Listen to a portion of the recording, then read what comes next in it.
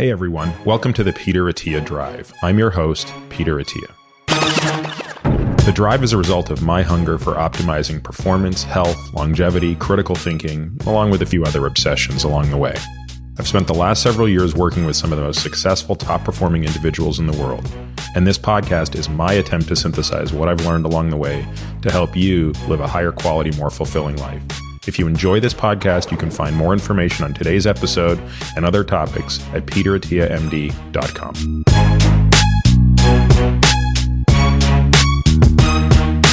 Hey everybody, welcome to this week's episode of The Drive. I'd like to take a couple of minutes to talk about why we don't run ads on this podcast and why instead we've chosen to rely entirely on listener support. If you're listening to this, you probably already know, but the two things I care most about professionally are how to live longer and how to live better. I have a complete fascination and obsession with this topic. I practice it professionally, and I've seen firsthand how access to information is basically all people need to make better decisions and improve the quality of their lives. Curating and sharing this knowledge is not easy, and even before starting the podcast, that became clear to me. The sheer volume of material published in this space is overwhelming. I'm fortunate to have a great team that helps me continue learning and sharing this information with you. To take one example, our show notes are in a league of their own. In fact, we now have a full-time person that is dedicated to producing those, and the feedback has mirrored this. So all of this raises a natural question. How will we continue to fund the work necessary to support this? As you probably know, the tried and true way to do this is to sell ads. But after a lot of contemplation, that model just doesn't feel right to me for a few reasons. Now, the first and most important of these is trust. I'm not sure how you could trust me if I'm telling you about something when you know I'm being paid by the company that makes it to tell you about it. Another reason selling ads doesn't feel right to me is because I just know myself. I have a really hard time advocating for something that I'm not absolutely nuts for. So if I don't feel that way about something, I don't know how I can talk about it enthusiastically. So instead of selling ads, I've chosen to do what a handful of others have proved can work over time, and that is to create a subscriber support model for my audience. This keeps my relationship with you both simple and honest. If you value what I'm doing, you can become a member and support us at whatever level works for you. In exchange, you'll get the benefits above and beyond what's available for free. It's that simple. It's my goal to ensure that no matter what level you choose to support us at, you will get back more than you give. So, for example, members will receive full access to the exclusive show notes, including other things that we plan to build upon, such as the downloadable transcripts for each episode. These are useful beyond just the podcast, especially given the technical nature of many of our shows. Members also get exclusive access to listen to and participate in the regular Ask Me Anything episodes. That means asking questions directly into the AMA portal and also getting to hear these podcasts when they come out. Lastly, and this is something I'm really excited about, I want my supporters to get the best deals possible on the products that I love. And as I said, we're not taking ad dollars from anyone, but instead what I'd like to do is work with companies who make the products that I already love and would already talk about for free and have them pass savings on to you. Again, the podcast will remain free to all, but my hope is that many of you will find enough value in, one, the podcast itself, and two, the additional content exclusive for members to support us at a level that makes sense for you. I want to thank you for taking a moment to listen to this. If you learn from and find value in the content I produce, please consider supporting us directly by signing up for a monthly subscription. My guest this week is Dr. Tom Catena.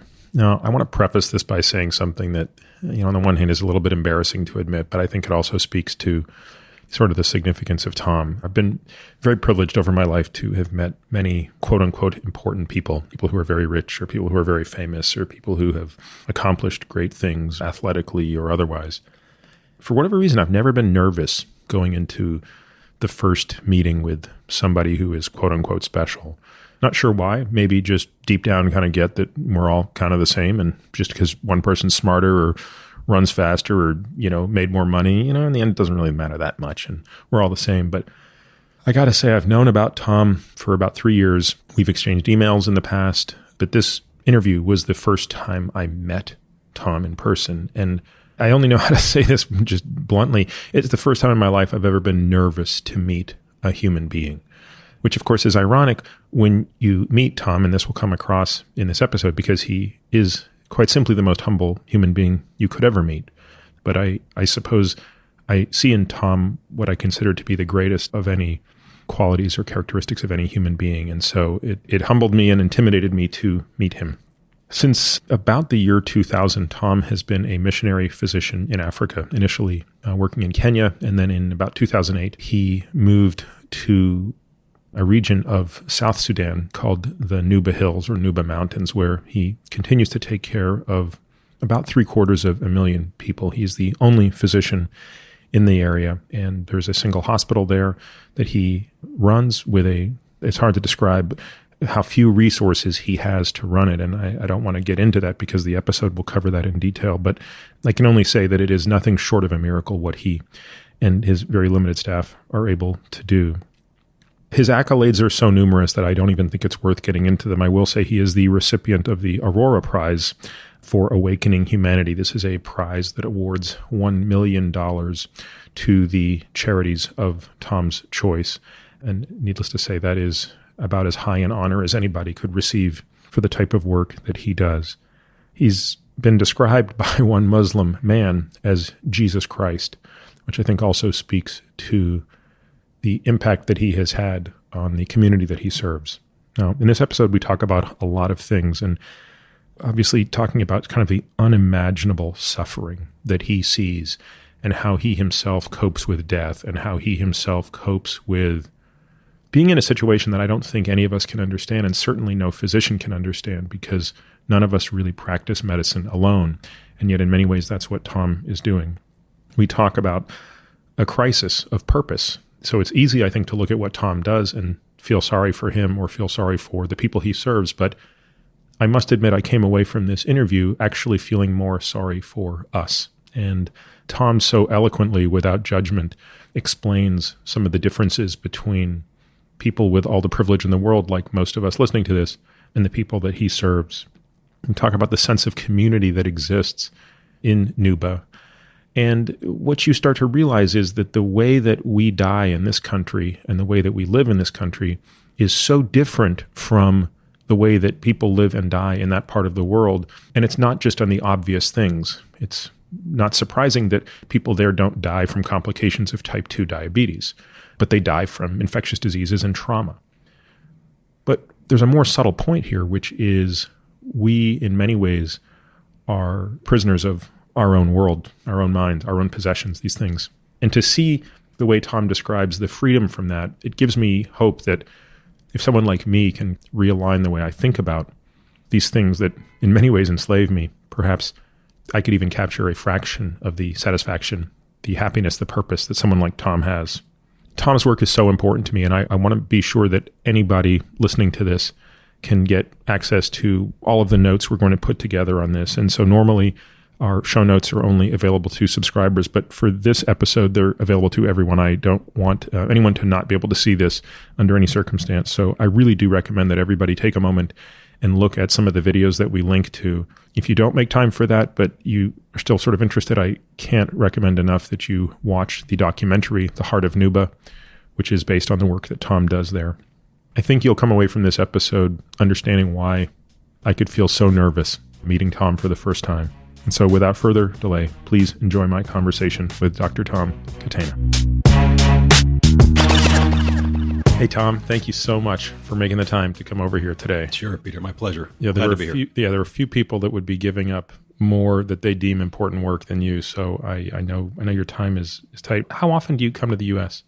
Well, this is my first time out in more than 3 years. So last time I was in the U.S. was November 2015. I was here for about 5 days. I was in my hometown of Amsterdam, New York. And it wasn't much of a trip. You asked about malaria. I was sick as a dog with malaria. So I was like in bed with malaria the whole time. The last day I felt a bit better, just in time to go back to Africa. So it's been a long time since I've been back. You grew up in upstate New York. Yep. Your pedigree is like the star, right? You went to Brown, you played football, you went to Duke Medical School. Right. At what point did you realize you wanted to do something a little different vis-a-vis working, outside of the U.S., for example? this desire to do this kind of work really was planted in when I was in college, when I was at Brown. And I always wanted to do some kind of mission work. And that term has several connotations, but I wanted to be a missionary, whatever that meant. I wasn't quite sure what it meant at the time, but I just had this idea. I wanted to work in other cultures, in other society, do mission work. But I was, as you, a mechanical engineering major, and that didn't really fit with doing mission work. This was in the 1980s, and most of the jobs then were in the defense industry. They were good jobs, but I didn't really want to do that kind of work. So I graduated college and kind of floating around for a while. I was offered a job by GE, working with their kind of nuclear submarine program. It would have been a really good job, but I just wasn't interested in that kind of work. And I remember one day, it was kind of odd. I was coming back from my great aunt's funeral. I was with my brother Felix, and an idea just kind of popped in my head. I should go into medicine because if I do that, then I could do mission work. And, I'd like the sciences. I could stay in the sciences, do mission work, help people. Just kind of that general idea.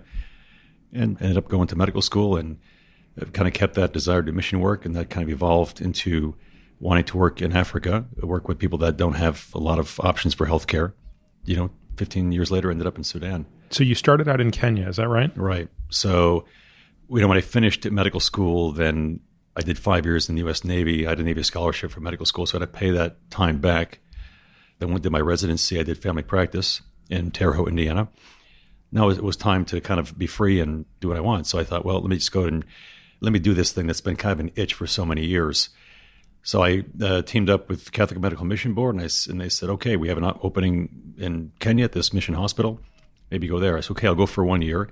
I'll see how it goes. If I like it, maybe I'll stay longer. Otherwise, maybe I'll just come back and start a practice. And went down to Kenya and fell in love with the place and decided to stay. What was the first thing that you remember when you got there as far as how different this was from the way you had trained? Because you did your residency in the United States, right? Right. Did my residency in the U.S. and I did family practice. And the program I went to was kind of geared towards rural health.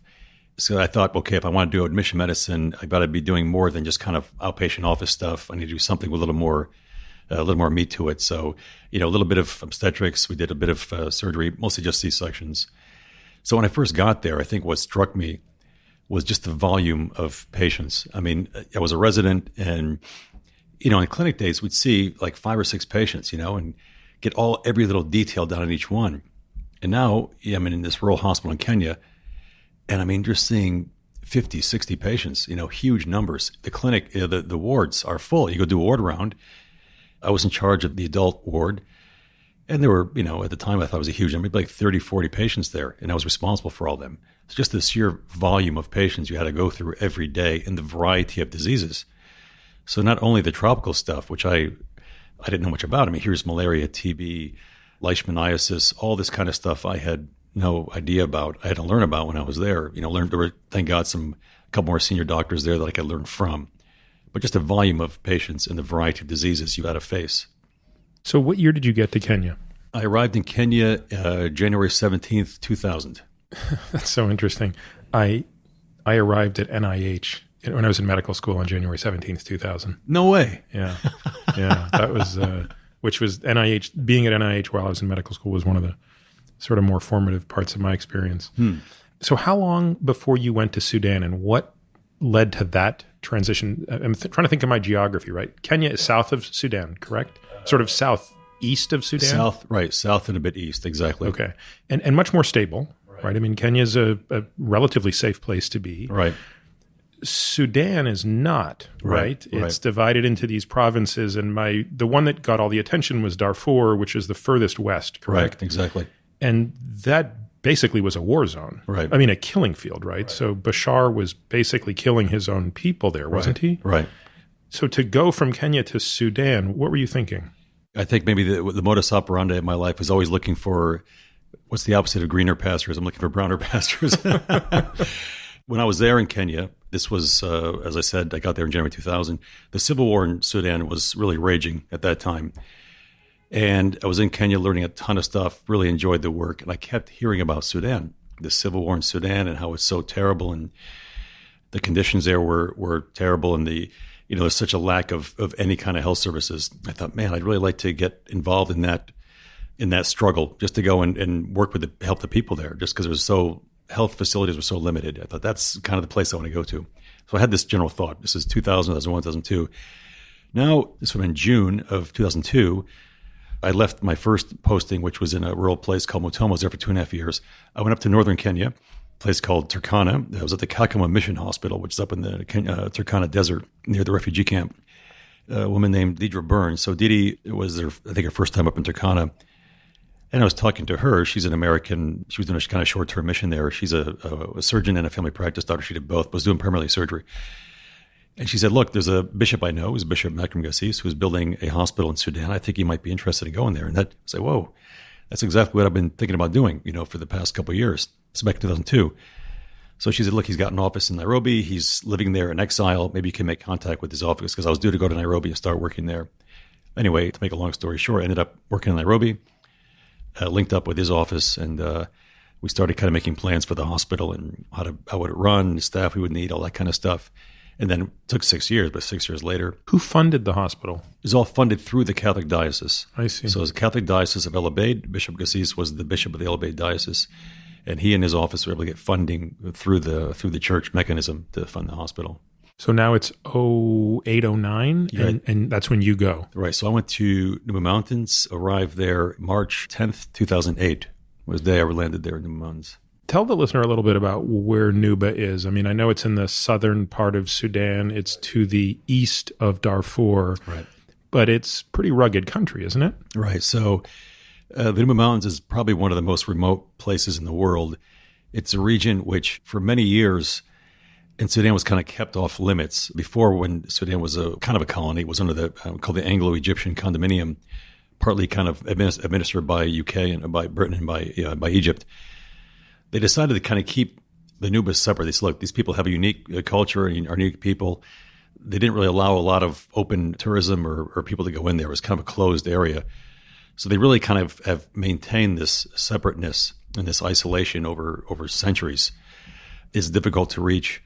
It's semi-arid. It's got a distinct rainy season. It's got a dry season, but more hills. They aren't real high mountains, but sort of 3,000-foot hills. That kind of range. My history's not great, but I sort of remember that basically Sudan was granted sort of I forget the term, but when you're given your independence, for lack of a better word, that would have been in the 50s, right? Right, 56. Okay, yeah. And then what was the religious sort of map of Sudan, and did that figure into how it was divided? And was that partly why Nuba was it religiously diverse? Was it mostly Muslim, mostly Christian? Yeah, Sudan it's a very interesting place. So it was one country up until 2011 when they divided north and south. Now, the religious makeup is in the north. So north of Nuba Mountains, it's primarily Muslim, almost all Muslim in the north. The south is primarily Christian. Nuba is right in the middle. And interestingly enough, Nuba is a mix. It's about, let's say, half Christian, half Muslim. And everybody's an animist, but half are Christian, half are Muslim. And the Nuba are unique, I think a unique tribe in the world, where you have families which are mixed. You have Nuba Muslims and Nuba Christians, and there's no conflict amongst them. For instance, my wife is a Nuba. Her father, both her parents, when they were born, they were just followed the traditional religions. The Christianity and Islam had not been introduced yet into the area. Now, as they got older, her father became Muslim, mother became Christian. They married. Her father's a polygamist, so both wives are Christian. Their oldest son is a Muslim. The rest of the children are Christian, and nobody's really bothered by this. That's in Nuba. Now, the country itself, this difference between Muslim and Christian was really a big issue in the previous civil war. We had sort of the southern African people that were mostly Christian against the northern Arab people that were all Muslim, fighting each other. And there was very much a religious context to that previous civil war. And also in Nuba Mountains, the Nuba people joined the Southerners. They're all African in Nuba. They joined the Southerners fighting the northern sort of Arab Muslim people in the north. And in the 1990s, there was a jihad against the Nuba people. So there was a real genocide in the 1990s against the Nuba. Who issued this jihad? The ideologue behind this is a guy who just died last year. His name is Hassan al-Turabi. And Turabi was a member of the Muslim Brotherhood, very bright guy, went to Sorbonne in Paris and was kind of an intellectual, but really kind of an evil genius, if I can use that word. He was a real ideologue in the Muslim Brotherhood, and he managed to convince some of the imams in the north to sign off a fatwa to allow jihad against the Nuba. And many imams rejected it. They said, well, you can't do that. It's, there's Even though he'd be killing Muslims within Nuba. Right, exactly. His response to this was, okay, you can have a jihad because the Christians are fair game in the jihad, and then the Muslims are apostates from the religion because they associate with Christians. Some of them eat pork, some of them drink local beer. They're not real Muslims. Like this thing with the Nuba are very much communal, and to have Muslims and Christians together at functions, it was anathema to him. The fact you can have Christians and Muslims in the same family was a huge scandal to him. He just couldn't tolerate that kind of stuff. So he said, no, these guys are also fair game because they're not real Muslims. So what year was that fatwa issued? That was in the early 90s. It would have been 93, 94. So Bashir was already in power, right? His power. coup was like late 80s, right? He took power in 89. Okay. And this guy, Turabi, helped him in this coup. He was kind of the brains behind the coup. And Turabi, I mean, he was kind of a power-hungry guy. He said, okay, he figured if he helped Bashir get into power, Bashir was a military guy. And he thought, okay, if I help Bashir get into power, I'm much more intelligent than Bashir. I'll just kind of find a way to get rid of him and I'll take over. And Bashir said, look, I'm the one in power. You're not taking over. So he kind of always kept Turabi at a distance.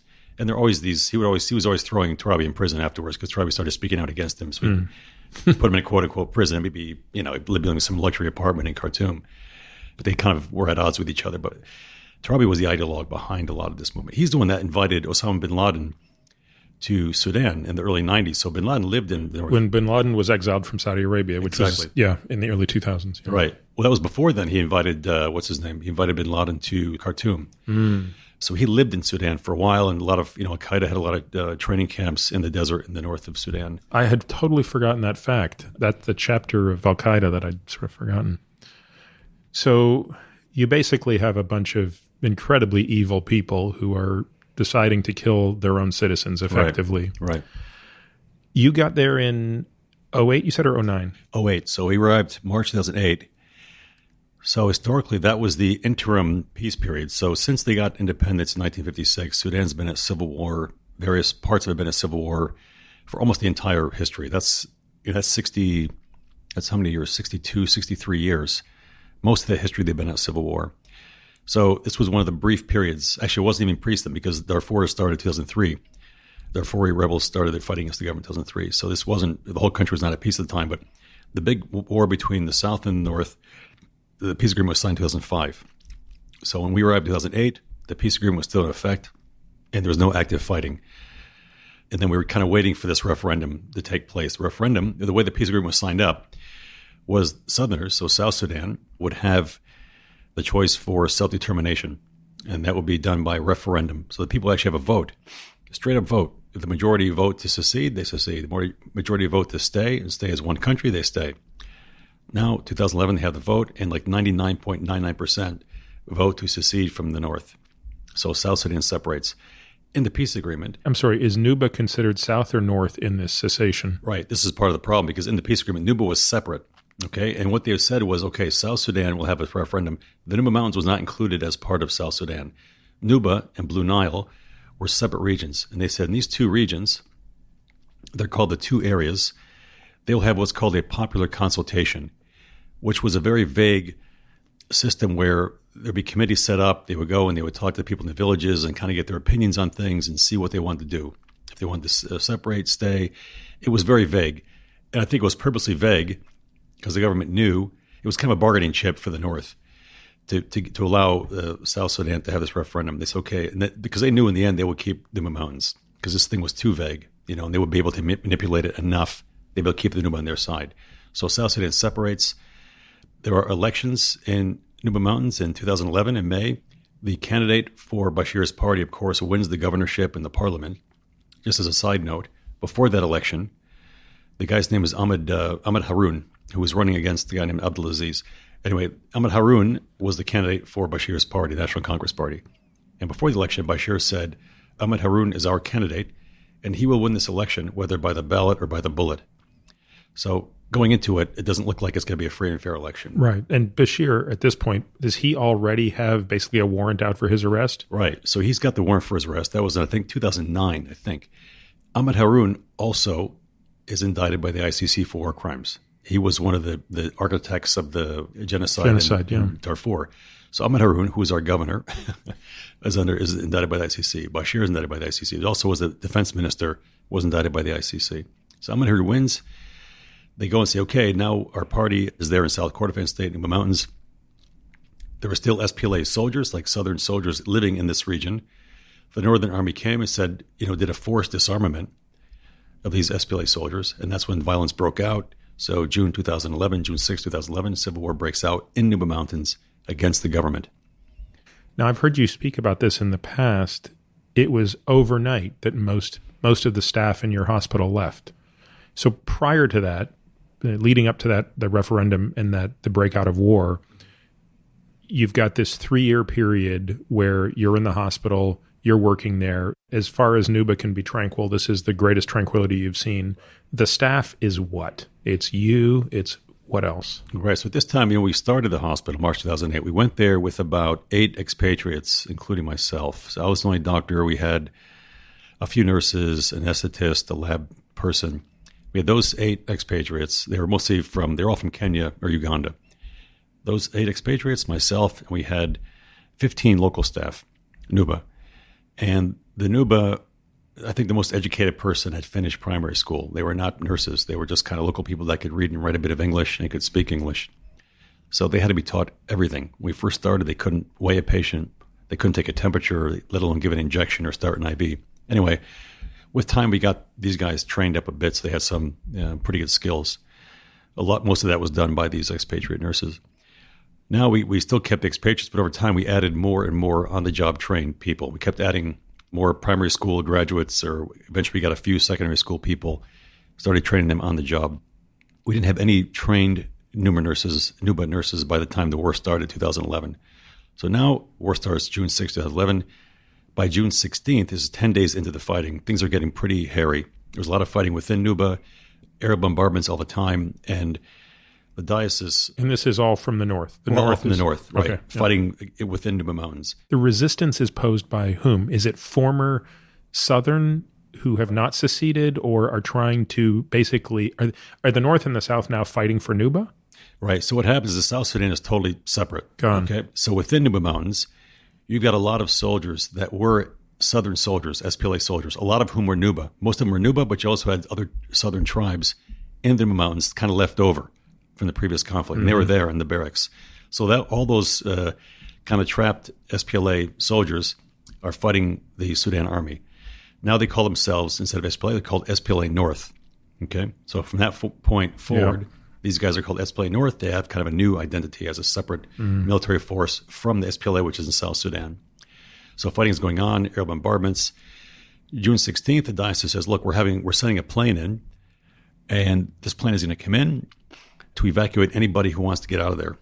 Okay? And the plane was going to go to Uganda or to Sudan? The plane was flying into Nuba Mountains to pick up whoever wanted to get out, and they would get out and leave. Now, this was a bit dicey because at this time, there were a few flights coming into Nuba Mountains, mostly getting people out. But they have to change the airstrip. There are a few airstrips around, but they would give the location of the airstrip at the last moment, and they would have like a code name for it, because if there were a lot of spies around, and if the North found out, they would come with their bombers and come and bomb the airstrip. They would try to bomb the plane on the ground or bomb the people that were trying to get in the plane to escape. So all this stuff was top secret. A plane comes in, and they said, look, if we come in, we land, and we're taking off in 10 minutes. You better be at the airstrip waiting, get your butts on the airplane. We have to be out in 10 minutes, or else these guys will come and bomb. And they do this at night, I'm assuming. No, they did it early in the morning. Okay. Because you can't, there's no lights or anything for the planes to land. So it's all just by sight. So they would come early in the morning, land, and they would get out. So, all of our expats that were there with us, they had all the knowledge. I mean, our anesthetist, our lab person, pharmacist, the nurses that were ward in charges, the ones that were doing most of the work and doing the leadership, they all decided to leave. Now, did you all sit down together and have this sort of heart-to-heart, which is each of you had to make a very difficult decision, which is you feel committed to this work you're doing, but now your life is at exponentially greater danger. Right. So, we met with everybody. We had a group talk, and we met individually and said, look, this plane is coming in. This is the last plane that the diocese can send in. This is it. Once this plane comes and once it leaves, you might never get out of here, because you have no idea what's going to happen the next day. You don't know if the Sudan army is going to overrun us. and this is the last chance. How did you think about that? I mean, was there a moment when you thought, maybe I should leave and go back to Kenya or go to Uganda or go somewhere else? I mean, what was that thought process like? Right. So, I was encouraged to leave by some different people. I said, look, why don't you come out? You stay in Kenya for a while, then when things blow over, then you can go back when it's safer. I thought, geez, first, you have no idea. This is just total chaos. You have no idea what's going to happen. What I did know is that we were getting people wounded or bowel obstruction, whatever, coming in all the time, So I knew if I leave, it's not like they can go somewhere else. There were no other hospital with surgical capability, okay? There wasn't a single one. There was another small hospital nearby run by a German group that could do some inpatient stuff and outpatient and some minor stuff. But really, if somebody needed a C-section or something more serious, they would just die, okay? And that says nothing of the casualties that are going to start coming in as a result of this attack. Right. So all these people that came in that were wounded would just die a miserable death. And I knew that. So for me, it was a very easy decision. I thought, there's no way I can, in good conscience, leave this place and go out. It was a very, very stark reality. And to be honest with you, it was not a difficult decision. I think the sisters that were there, the two Kamboni sisters that stayed, the priest that stayed, we all were of the same mind. We all thought the same thing. Let's just stick it out. We're here as missionaries. Let's do what we're supposed to do and take care of the people the best we can. And come what may. We have faith in God. We'll see what happens. And it wasn't, we didn't feel like it was some big thing. It was just like, well, no, we can't go. We got stuff to do here. And the other expats said, look, I've got a family. I've got this. I've got that. And we said, look, we're not going to hold anything against anybody. This has to be a very individual decision. If you guys want to go, we'll find a way to keep going. Don't worry about it. So we want to give them full latitude to leave in peace and not feel they were abandoning people there. So I think everybody's pretty much at peace with the decision. The expats left. And sure enough, they left June 16th, the morning of June 16th. They left around 6 in the morning. They had to get out there early because they had to get get this plan and just get out of the place. And we had to keep everything secret. So all of our staff didn't know these guys were leaving. We had to keep it a secret from everybody. And they up and left, and then the staff came to work at 7:30. And so you had an anesthesiologist that was one of the people that left. Right. So talk to me about 10 o'clock on that morning, the first time, or whenever the first surgical case comes in, who's running anesthesia? That was the biggest problem. So these guys leave around 6. 8 o'clock, casualties start rolling in. People that were, there was a bombing from one of the Sudan Air Force planes called an Antonov that has barrel bombs. They bombed in a location near us, maybe an hour, a couple hours away. We hear these in the film, The Heart of Nuba, right? Which we'll talk about in a few minutes. But right, so like 2 hours later, all these mangled bodies start coming. Yeah, describe what this. So I did my training in Baltimore. In many ways, trauma was a feature of the training program because if you're training in surgery, one of my mentors said, to be able to train at a place like Hopkins is a great honor because you really get to understand surgical anatomy in trauma. And it's penetrating trauma in the United States is mostly gunshot wound and stab wounds. Mm-hmm. But I have no idea what you were seeing. So explain to me what things you actually saw. What types of injuries are you seeing? Right. So this was very stark because when Antonov bombs, there are huge shards of metal. Weighing, 10 pounds. I've got a bunch of the scraps. I have them as a souvenir back in Nuba. So imagine a scrap of metal that weighs 10 pounds, red hot, just going through your body. So it slices off legs, slices off arms, cuts through people with just massive tissue loss and massive trauma. So I remember one young lady, she was 16. Her name was Urshalim, which means Jerusalem in the Arabic. And her arm was just totally mangled. Just shattered. She came in, her cousin came in, his whole hand was blown off by the Antonov shrapnel. So these guys both need amputations. The girl, we did a disarticulation from the shoulders. So we had a couple of our on-the-job trained nurses there, and they've been taught how to do spinal anesthetic by the anesthetist. So they did some spinals, they couldn't do GA. For the listener, GA, general anesthetic, meaning they couldn't intubate and put the patient fully to sleep. Right. And I had never intubated a patient before. I remember when I was in the military, we had to intubate goats as part of our ATLS training, I think, if I remember. But I'd never done it either. It's like, what the heck? So I was so afraid. I'm like, God, what do I do with these people? So I remember reading the book. We have a book there, a kind of basic anesthesia book. So I'm reading through the protocols. Okay, first you give some ketamine, you knock them out with that. They go to sleep. Give it a little atropine, you give succinylcholine to paralyze them. intubate, and you give pancuronium. You have halothen anesthesia, put the tube in, blah, blah, this I intubate. I'm like, okay, let's do it. So we took some of these guys back, and, I would go and give the drug. I had a nurse there, kind of on charge. It's okay, give the ketamine. He would push it in, push the succinylcholine. I would intubate. And I guess I should explain for the person listening to this, because we use these terms so commonly. So intubation is a very important step where if you screw this up, you're going to kill a person. Literally, you will kill them. But you have to put a breathing tube into the endotracheal space. So this is now to allow a machine to breathe for someone while they're under anesthesia. And we do these things in medical school. We did them in residency. A lot of our critical care training required that. But I have to tell you, and I was not trained as an anesthesiologist, I never intubated somebody without being incredibly nervous, because it's so easy to put that tube accidentally into the esophagus, and you think you're doing it right. And all of a sudden, you get the tube in, you hook it up to the ventilator, you think everything's going well, and by the time you realize you're providing oxygen to their stomach instead of their lungs, it can be too late. Right. And then, of course, the panic that ensues is often what kills the patient. Right. Because you're getting nervous, and then you can't do it. You're starting to shake. The problem is like I said before, my training was family practice. I did an internal medicine internship. Did family practice. I never intubated somebody. I never did anesthesia rotation in medical school. That was not part of our training at all.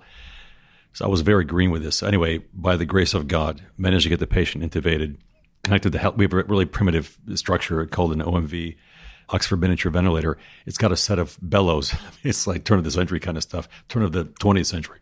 So, intubating. So you have to do manual ventilation for the patient. Wait, throughout the whole surgery? Yeah, throughout the whole surgery. Yeah, as long as they're paralyzed, you've got to ventilate manually. Usually with the halothen, after you manually ventilate for about 20 minutes, they can breathe on their own, and it's a bit of an art to try to keep them under enough where they can breathe on their own, but they're not in pain. So it's a big art to this kind of work, but it's all manual. I just have to go off on a tangent for a moment, which perhaps only the people listening to this who have medical training will appreciate what you're saying. I'm guessing you don't have blood gases. No. Okay, so you can't measure a patient's PaO2 or PaCO2, and yet your anesthetist has to figure out how to ventilate, which again means how much oxygen the person needs and how much CO2 you take off. Right. And if you screw either of those two up, you will kill someone. Right. And if you told me to walk into Mass General or NYU or pick your favorite hospital and said, Peter, we're going to do everything for you. We're going to intubate the patient. We're going to do this. All you have to do is be the guy that manually ventilates them. I wouldn't be able to do that. Like I would overdo it or underdo it. There's no way you'd hit that sweet spot. Yeah. You'd cause an alkalosis acidosis. And then to be able to not have the laboratory tools to know when you're off the rails. Right. Yeah. In those days, we didn't have a pulse ox. Now we have a pulse oximeter, which can measure the percent of oxygen saturation. Saturation in the blood. That time we had no pulse ox. Some of this stuff, maybe ignorance is bliss because you can't measure it. So you just hope and pray that things are going okay. But we managed to get the guy intubated. I mean, you couldn't do veterinary medicine like this in the United States. Right. Yeah. It was pretty hairy. We managed to get through. And this went on. We eventually got an anesthetist to come. This was after about a month or two. Well, in that month or two, what types of casualties did you see? Oh, I mean, everything. Abdominal trauma, lots of leg trauma. We did a number of general anesthetics during that time. We had a baby that came in with intussusception. This was the worst case. It was a 9-month-old baby who came in who had an intussusception, which is kind of an intestinal obstruction. Yeah, explain what that looks like, the telescoping part. Right. So intussusception is when the intestine telescopes on itself and basically causes a blockage of the intestine. And then the longer you delay, that intestine can die and the person will die, the baby will die from infection.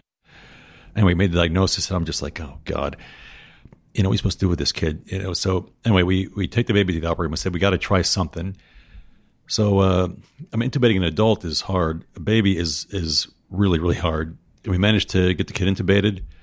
So I intubated the baby, started on the ventilated halothen, went out, scrubbed for the case, came back. We opened the baby up, did a bowel resection, put it back together, closed the baby up, and he did great. He's, how old is the baby now? He's 8 years old now, 8, 9 years old. So he's cruising. But that's kind of one of the many miracles and when these bits of shrapnel are going through people, I mean, you're seeing liver lacerations, you're seeing bowel injuries, right, hemopneumothoraces, head trauma. I mean, give me a sense of the mortality. There are some cases that obviously just can't be saved. Right. Well, I'll tell you, Peter, I think what happens, sometimes people say, why do you have so many extremity traumas? Because they're the ones that make it in. They're the ones that survive. Yeah. So, the ones that get a really terrible shrapnel to the chest, they bleed out in the field. Because we're 6 hours. Sometimes these patients come a day. We've had people with penetrating abdominal trauma with multiple holes in their intestines come 3-4 days afterwards and survive. So imagine that. You're leaking feces into the abdomen for 3 or 4 days. So imagine how strong these people are. And they come and it's just a mess. And you open them up and some of them pull through. Anemic, dehydrated, they haven't eaten in several days, and these guys can survive. So some of it is the people are just tough as nails, but we get a lot of penetrating. Kidneys get torn to shreds, liver lax, massive kidney trauma, liver trauma. I remember one guy we counted, he had 23 holes in his intestines that we had to, resect here, resect there, stitch this one. It just took forever. How did you learn surgery? Right. So, I trained in family practice, and when I went to Kenya, we were doing a lot of, tons of tropical medicine, a lot of obstetrical care, did a lot of C-sections. But I realized a lot of the disease burden in Africa was surgically related. A lot of it. A lot of it, of course, is tropical medicine. You do all those things. And I said, well, it seemed like half of what we were seeing was surgically related, either just wound care, miscarriages, laparotomies, amputations, kind of the run-of-the-mill kind of surgical stuff. There's a lot of it. So I thought I really need to learn how to do this stuff if I'm going to stay here long-term. So luckily, where I've been, in both rural Kenya and Nairobi, I met up with people that were willing to teach me things. So really, it was like doing another residency. When I was in Nairobi, I had a whole day in the operating room, and we would do tons of cases. And there was an American missionary doctor there named Mike Johnson. So Mike would just sit there and teach me stuff. I would do just like he did in residency. I would do the case, he would assist me, and just kind of walk me through it. There was a Kenyan surgeon there, Dr. Rucha, was he was like a magician. He was not so hands-on, but if he was there in the operating room. So he would say, go ahead and start the case. After he had a little bit of experience, he would say, start the case, if you have problems, call me. So I'd start, open up, look around a bit, say, okay, I'm stuck, what do I do? He'd come in, look around, say, oh, do this, do that, I do this and that, and things would go ahead.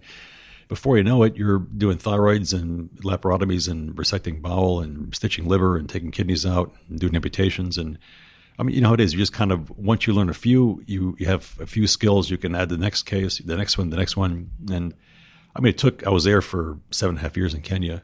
It was like doing another residency. At some point, though, you have to be making mistakes that are harming patients, because even in and I say that not being critical, right, but just saying that's the nature of medicine. I think of every time I hurt somebody. Even, I remember once causing a hemopneumothorax in a patient when I put a central line in them. Sure. It was my 500th central line. Right. So at this point, you'd think I could do it blindfolded. And yet, to cause that complication, which in my case, I'm lucky enough to have an X-ray to see that I've caused this complication, you're missing so many of the basic tools that could act as sort of a safety net. So what was that process like? I think what I wanted to make sure of when I was in Kenya, I think those whole 7.5 years I was in Kenya, I always had either somebody assisting me in the case or somebody in the room or in the next room over. So I think I was pretty well covered during that time. And by the time I was finished 7.5 years, I felt pretty confident I could go out on my own and do surgery. I think it's this concept, better than I do, about 10,000 hours, and I think in residency you have to 1,000 cases. It's supposed to 1,000 cases at least, that's a minimum. Yeah, maybe 1,200 or something. Yeah. So I did, by the time I finished my time in Kenya, But for you, it's harder because you're doing a breadth of cases that, right. Even if you took something as broad as general surgery, you're still doing basically orthopedic surgery as well, and obstetrics, right? Tons of obstetrics, a lot of urology. There's a mix, and I think maybe the trade-off is the surgery in Africa is much broader but less depth. We don't have any laparoscopic stuff. Of course, we don't have any of these Da Vinci things and all that, and all this high-tech stuff. You trade off kind of depth of surgery for breadth.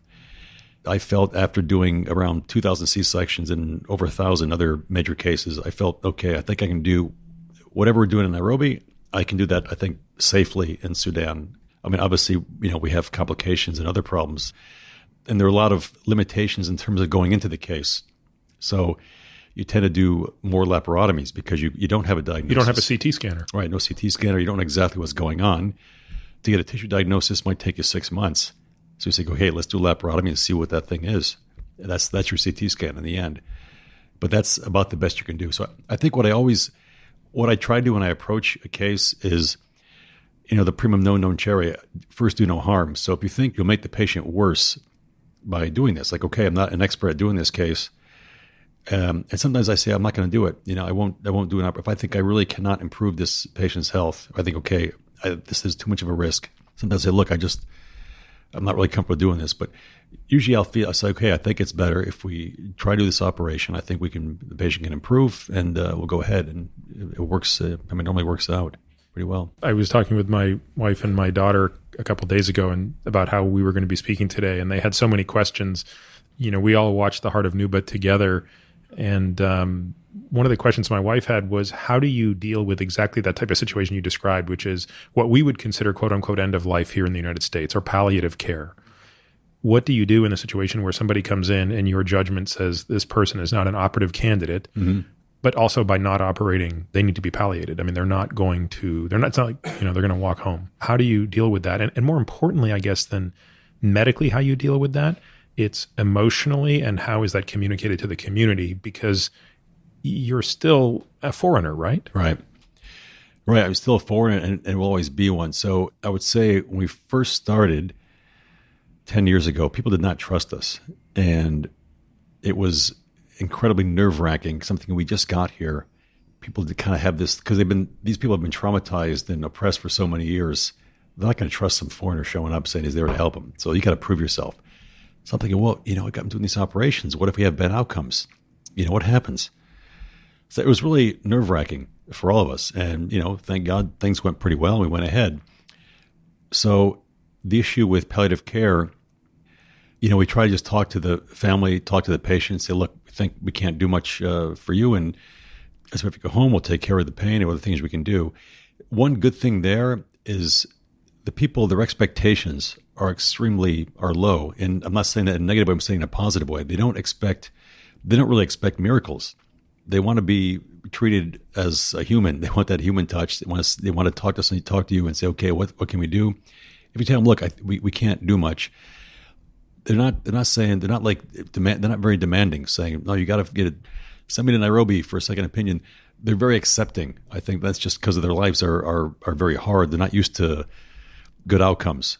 So I think first off, they're very accepting. So when you tell them, look, I think there's not much we can do, we often will talk to the relatives. Culturally, usually the relatives will say, well, just, they don't like telling the patient, which is very different from here in the U.S. So we just talk with relatives, and they're usually very accepting. They say, okay, we see you've done what you can. We'll take them home and make them comfortable there. They have some of their local traditional things they might try with the person at home, but they're usually very accepting of negative outcomes or bad news. When you're kind of at the edge of survival all the time, when you get this kind of bad news, it's not so shocking to you. It's like, well, yeah, that's what happens. People die, and people have bad outcomes, bad things happen to you.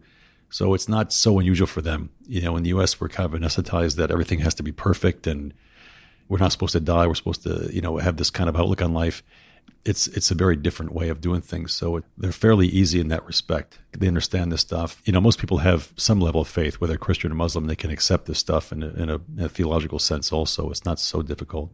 When you showed up, how primitive was the extent to which people were receiving, I don't know how to describe the type of care, but there must have been local traditions and shaman and stuff like that, right? Right. And at some point you're showing up and you're coming from a place of science. As sort of simple as you describe your work in medicine, it is still grounded in the fundamental principles of Western medicine. And you use antibiotics, for example. You wash your hands before you operate. Right. What was the landscape like as far as the other types of medicine being practiced? And are they still being practiced now? Yeah, they're still being practiced. So their scope of medicine, you have kind of the local level in the home. And what they'll do is almost any febrile illness. So some kid's got a fever, someone's got a fever, they burn the person. So that everybody there, my wife included, they have burn marks. They look like cigarette burns. They're not cigarettes, but they take a round thing, just put it in the fire, and they burn on the back of the wrist, back of the neck, on the elbows. There are certain points where they burn the person to try to release the whatever it is, the spirit or evil humors that are causing the problem. when they see that kind of smoke and they see the fat under the skin burning, they feel relieved. Okay, the thing is gone. Now I'm better. So they burn, they cut. A lot of people have cut marks in their arms or in their abdomens where they think that'll also release things. So they cut down to cause some blood loss. That'll relieve some of the problem. And that's usually done in the home, usually by the father or the mother or the grandparents will do that kind of thing. That's kind of the local treatment. That is still practiced, less so than when we came, I would say. I mean, everybody, all of our staff have burn marks from when they were kids. Now, we still see patients come with the burn marks. Somebody comes with a simple malaria. They've been at home 4 days and they've been roasting the kid. It's like, why, just give us a chance. Anyway, so burning, cutting, that's one level. They do have some herbal remedies that don't seem that prevalent. They were there, I think, traditionally. Some people still use those. And I don't know, some they still swear by it. If you use the neem tree or this kala, this plant that they use for malaria, they still swear that thing works for that. A lot of kind of local fruits and vegetables they use for GI problems or other things. And those seem to work okay. And the third level is the what's called the kujur. Kujur is kind of like a shaman. And the kujur is like the priest for the village. The traditional religion there is ancestor worship. It's communion with the ancestors. So if you're sick, if you have a problem, whether it's physical, psychological, whatever, you go to the kujur. You have a little ceremony with the family. You all get together. Kujur will talk with your ancestors and then kind of give a report back saying, well, your kid is sick because your goats wandered on this guy's land and ate his crops. So you need to make up with this guy. You need to go and give him something, and then you pay the kujur something, and then this thing is kind of lifted. The child should get better. Those three things are kind of traditional treatment. The kujur is still very, very prevalent in the society, and they still often go to the kujur, and they still will often delay treatment when they go to the kujur. So how many people does your hospital serve? Catchment area is roughly 1 million. Anywhere from 750,000 to 1 million people is in our catchment area. And the physical region is around the size of Austria, somewhere in that range. The people there, for example, how many of the people that you serve would understand what you meant if you were going to New York? Like, how big is their world? Well, it's interesting you asked that. I mean, even the ones that have finished secondary school wouldn't have an idea. Like if they ended up here, it would blow their mind. Maybe I'll give you an example. My mother-in-law is probably in her 70s, so we went to talk to my wife. Was talking about writing a book. Actually, she started writing her book, and we went to my mother-in-law and we said, "Let's go and interview your mother as part of your book. You can write on about her life." And my wife didn't actually know a lot of facts about her mother. They don't have that. Mothers and daughters there are not like buddy. The girls are, once they get weaned from the breast, they start working, carrying water and firewood and everything else and cooking for the family. So we went to talk to her mom. And my wife asked her mother only speaks the tribal language. She doesn't speak Arabic or English or anything else. So she's talking on the tribal language, saying, "Do you know where Tom is from?" And she said, she thought for a minute, she says, "He's from Kenya." And she said that. That's the furthest place she can imagine. Right, because she's heard of Kenya. So in her mind, anybody who's not from Nuba Mountains must be from Kenya. It doesn't matter who you are, So that's the outside world. And we said, well, no, he's from America. You ever heard of America? No. She never heard of it, had no concept of America. You know what an ocean is? No concept of an ocean, no concept of a lake, no concept of Africa. She didn't know she was in Africa. So what she knew was her local area, just a few of the villages there. She'd been to Khartoum once. My wife's mother has leprosy. We've treated her for leprosy and have amputated, I think, all of her fingers at one point or other. She's really quite disabled. She had gone to Khartoum some years previously to get treatment there and ended up not getting treated. But besides that brief trip to Khartoum, she'd never been out of that local area. A lot of my wife's siblings have never been out of this 15 square mile radius. You can't imagine the worldview. Presumably your wife also hadn't experienced things outside of that until she met you. And what was the first time she left or traveled with you? Or the first time, especially that you don't travel much. Right. So the first time we traveled was after we married. It was just this past June. We went to Armenia. So that was really her first time out of rural Africa. She went on nursing school, but that was in South Sudan, in Iwao, which is, for South Sudanese, they call it a city, but it's a village. It's a big village. So imagine we went from Ida refugee camp down to Juba, which is the capital. Juba's more or less a city, but it's really not very nice. Then we fly from Juba to Dubai, and we were in the Dubai airport. And I mean, which I was just there a month ago. Even for someone who's from the United States, the Dubai airport is an overwhelming. Yeah, it's terrifyingly huge. It's a city. I mean, it's a major city. So we get there, and her eyes are the size of saucers. Has she seen that much electricity in one place? No, I mean, not even close. Not even close. Has she seen fresh water to that extent? No. I mean, I'm trying to think if she'd ever seen a tap. No, we had taps in the hospital. We have a pump that pumps water up, and we have some taps in the hospital. But, flush toilets were, she'd never seen before about all this stuff. So elevators. So that was one of the things. We get in there. We're at the airport. We get in this, push a button, this door opens, we get in this thing and press on the button, and the thing goes up. And we get off. She's like, what was that? So no concept of an elevator. We got in the escalator, and she's like falling over the place. We go to get off the escalator. She's like, how's this thing moving? I think when she was in nursing school, going, wow, I think they had one set of stairs. There might have been a second floor. But just the concept of walking upstairs is something strange, let alone moving staircase. So all these things were very new to her. Now we get to Armenia, and I mean, just being in a city. I mean, the Yerevan is the capital of Armenia, not like New York, but very different experience for her. Now she came to the U.S. for the first time just this past October. And I mean, she was in Times Square. I mean, saw the ocean for the first time. She went to my brother who lives in near Boston, on the North Shore of Boston. So that was the first place she went. So first place she went to Boston, and our hospital was getting an award by a group called Medicines for Humanity, which supports us, and they were giving us an award for the work that our outreach team is doing. So nobody could make it. I couldn't go. My other staff couldn't go. So my wife went to accept the award on behalf of the staff. So she lands in Boston, and the first thing she does is goes to the Harvard Club to get this award. It's a very opulent place. Right. Goes to my brother's place. He's up in Rockport, Massachusetts. Sees the ocean for the first time. Sees a train for the first time. Goes to malls, to Walmart. She loved the dollar store. And, my family just went crazy with her. They had so much fun being with her, seeing all these things for the first time through her eyes.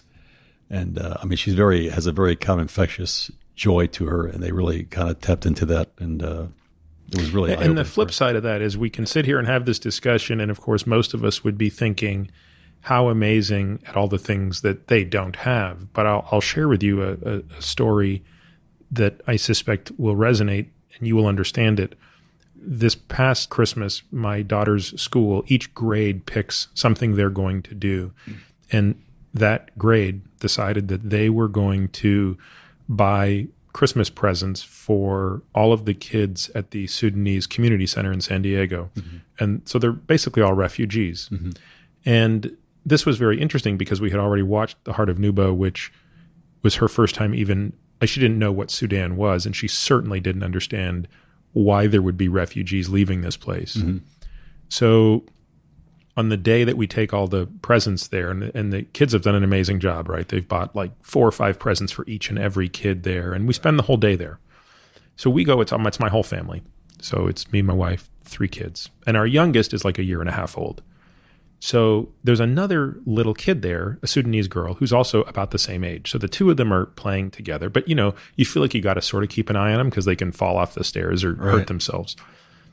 So there's a woman that's holding the Sudanese girl, and she's sort of keeping an eye on our son as well. And so that gives us time to go and do these other things and see the other kids and do all the other stuff. And about 4 or 5 hours later, when we're leaving, my wife goes over to the woman who has been holding this little Sudanese girl the whole time and says, what's your daughter's name? And she says, oh, I don't know. This is not my daughter. I don't even know whose kid this is, basically.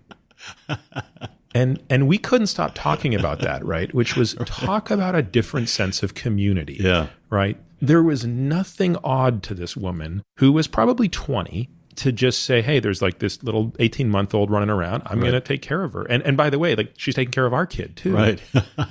and so for as many things as they lack, they have something we don't have. Right. That taps into, Peter, something you always hear about the negative side of place like Sudan. People think of Sudan, what are the images? War, poverty, disease, starving kids. The positive side is not shown. And some things that always stick in my mind. One is we'll have patients that come to us that it's a 7 or 8 day walk to reach us. And on the way, like they'll start their journey and start walking. Now nighttime comes. In the society there, you can stop in somebody's hut and knock, just kind of knock on the whatever, or just show up and say, look, I'm going, I've got a long journey. Would you mind if I kind of spend the night with you and we're staying? So that family will take this person in, total stranger, give him a place to sleep, give him food, get some water for them to wash, take care of him that night. The next day, he'll continue on his journey. Next day, stop at another total stranger's place. That stranger will take this person in, give him some food, hang out. This next day, same thing until they reach the hospital. And this is the normal way of doing things there. The concept of community and what stuff belongs to you, what is a stranger, totally different than our outlook here. So when you're there, like, well, geez, who really has it all? Who's doing the right thing? Which society is on the right track? It's really mind-blowing. Well, especially for you, because I guess it's one thing to know nothing but you've seen both worlds. And I've read enough about you to know, I've seen enough interviews to know, correct me if I'm wrong, but you've described being more at home there than anywhere else. Right. Which I have to admit, Tom, when I watch the videos of that, mm-hmm. the first thought that comes to my mind is not, I wish I was there. I realize that probably just speaks to me being sort of a vapid, shallow person. But if I'm going to be brutally honest, right, I don't look at that and think, I want to be there. Right. I think I would never want to give up my family. I would never want to give up my comfort, my mm-hmm. safety, my whatever. You couldn't fake it. So it's obviously so genuine for you and any, the other people like John who are serving as missionaries there. I know that on some level you'll say the answer is faith, but there must be more to it than simply your faith. Well, some of it, Peter, I think everybody is kind of geared a bit differently. So, we grew up in a big family and, my brothers could never be there. But at the same time, I could not do what they're doing. So I think all of us we're kind of wired a bit differently, even people in the same family. So I think I'm very comfortable there, but I couldn't maybe fit working in New York, But I think the good thing is I don't attach a value to all this because everybody has something to contribute. I really believe that. It's not just kind of blowing smoke. My thing is being there in the mountains. It's a part of the puzzle. Somebody else might be in New York. But you're doing a podcast. You're helping us in Nuba tremendously by helping get the message out, If you're in Sudan doing the same work I'm doing, we don't have this, So I think everybody has something to offer. And if we try to get in this thinking like, gosh, I'm not doing what he's doing, I should be doing what he's doing, I think we miss the point. We miss out on our shared abilities. You've got unbelievable talents and a brain twice the size of mine, and you're using it in an area that you are comfortable with that is probably maximizing your abilities. I think it's good to be aware of what's going on in the world, and everybody should think about their brothers and sisters elsewhere and contribute and do something to help other people. At the same time, don't spend too much time stressing that you're not doing enough, you're not doing anything. Do something, but it shouldn't be something which is agonizingly painful. I think just the way I'm geared, that kind of life is a pretty comfortable fit for me, So I don't see it. Yeah, it's a sacrifice. It is. And I miss the family like crazy, and I'm missing a lot, not being with it's been more than 3 years since I've come here. Missing my parents, my nieces and nephews, my brothers, my sister. I miss all that stuff. But I'm pretty comfortable in that weird remote setting in Nuba Mountains. So I learned about you through my really dear friend Rick Gerson, his brother Mark Gerson, and ultimately met John. And I think they learned about you through a piece that Nick Kristof wrote in the New York Times in 2015. Mm-hmm. How did Nick come to find you? Because that story, we're going to link to that story. The story is amazing, right? It leads off with about a 10-minute video that I watched over and over and over again. Mm. And I came home and I made my family watch it.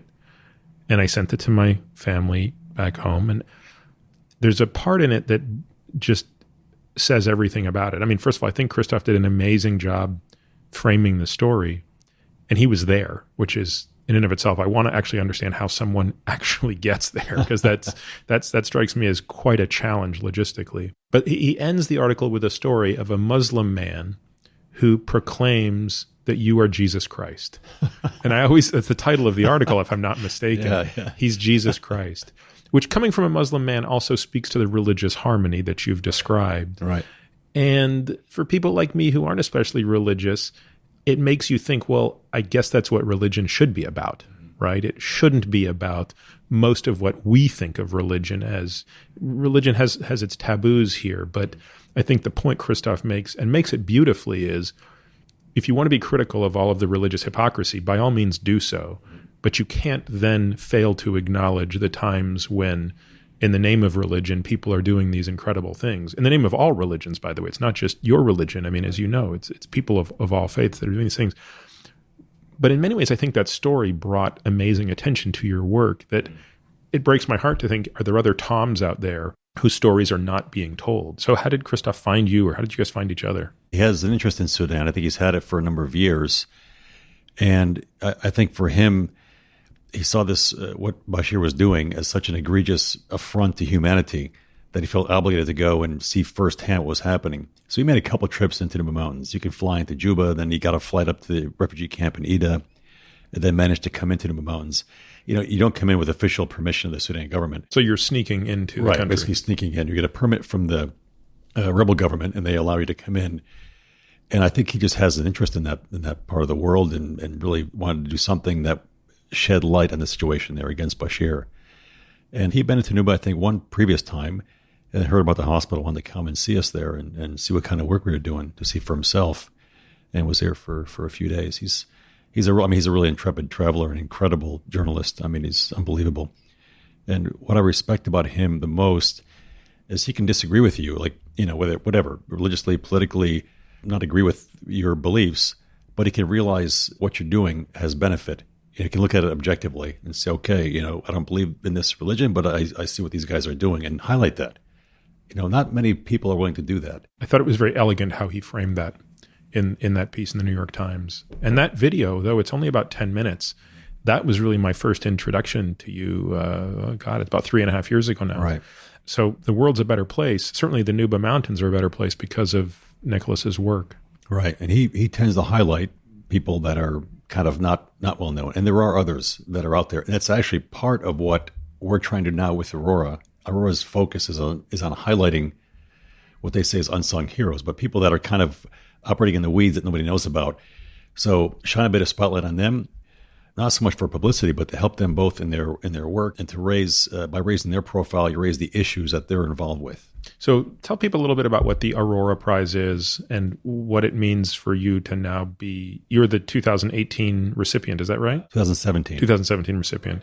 So what is the Aurora Prize? I know it's based on, I know a few things about it, so I'll fill in the little bits that I know. It's a prize that has a finite life, correct? It was began in 2015 or 16, and it will run till about 2022, 23. And that duration, if I recall, is meant to commemorate the length of the Armenian genocide in 1911-ish, 1915. Well, it's 100 years onward. The genocide went on for about 8 years, from 1915 to 1923. So this is 100 years henceforth. Those 8 years. Those 8 years the Aurora Prize will be given out. Yes, and it's a substantial prize.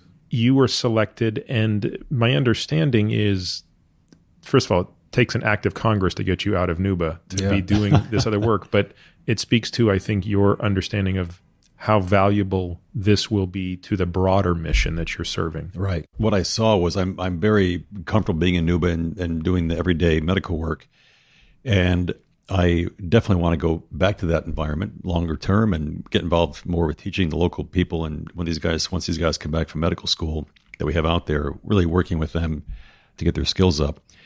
But I thought maybe using Aurora as a vehicle, it was time to come out to kind of see what was out there with Aurora, to try to expand the model that we have in Nuba Mountains. So find a way to bridge the gap between, say, big donors or people that have resources and small organizations, small people on the ground that are kind of doing a lot of the grassroots work and doing it very efficiently. Because I think there are a lot of other people that are doing the work nobody knows about, and there should be a way to try to connect them to resources. So through Aurora, that's one of my main goals. I wanted to come out and try to expand what we're doing. I felt that we're in Nuba doing our thing, but maybe a little bit pigeonholed. How do we expand that?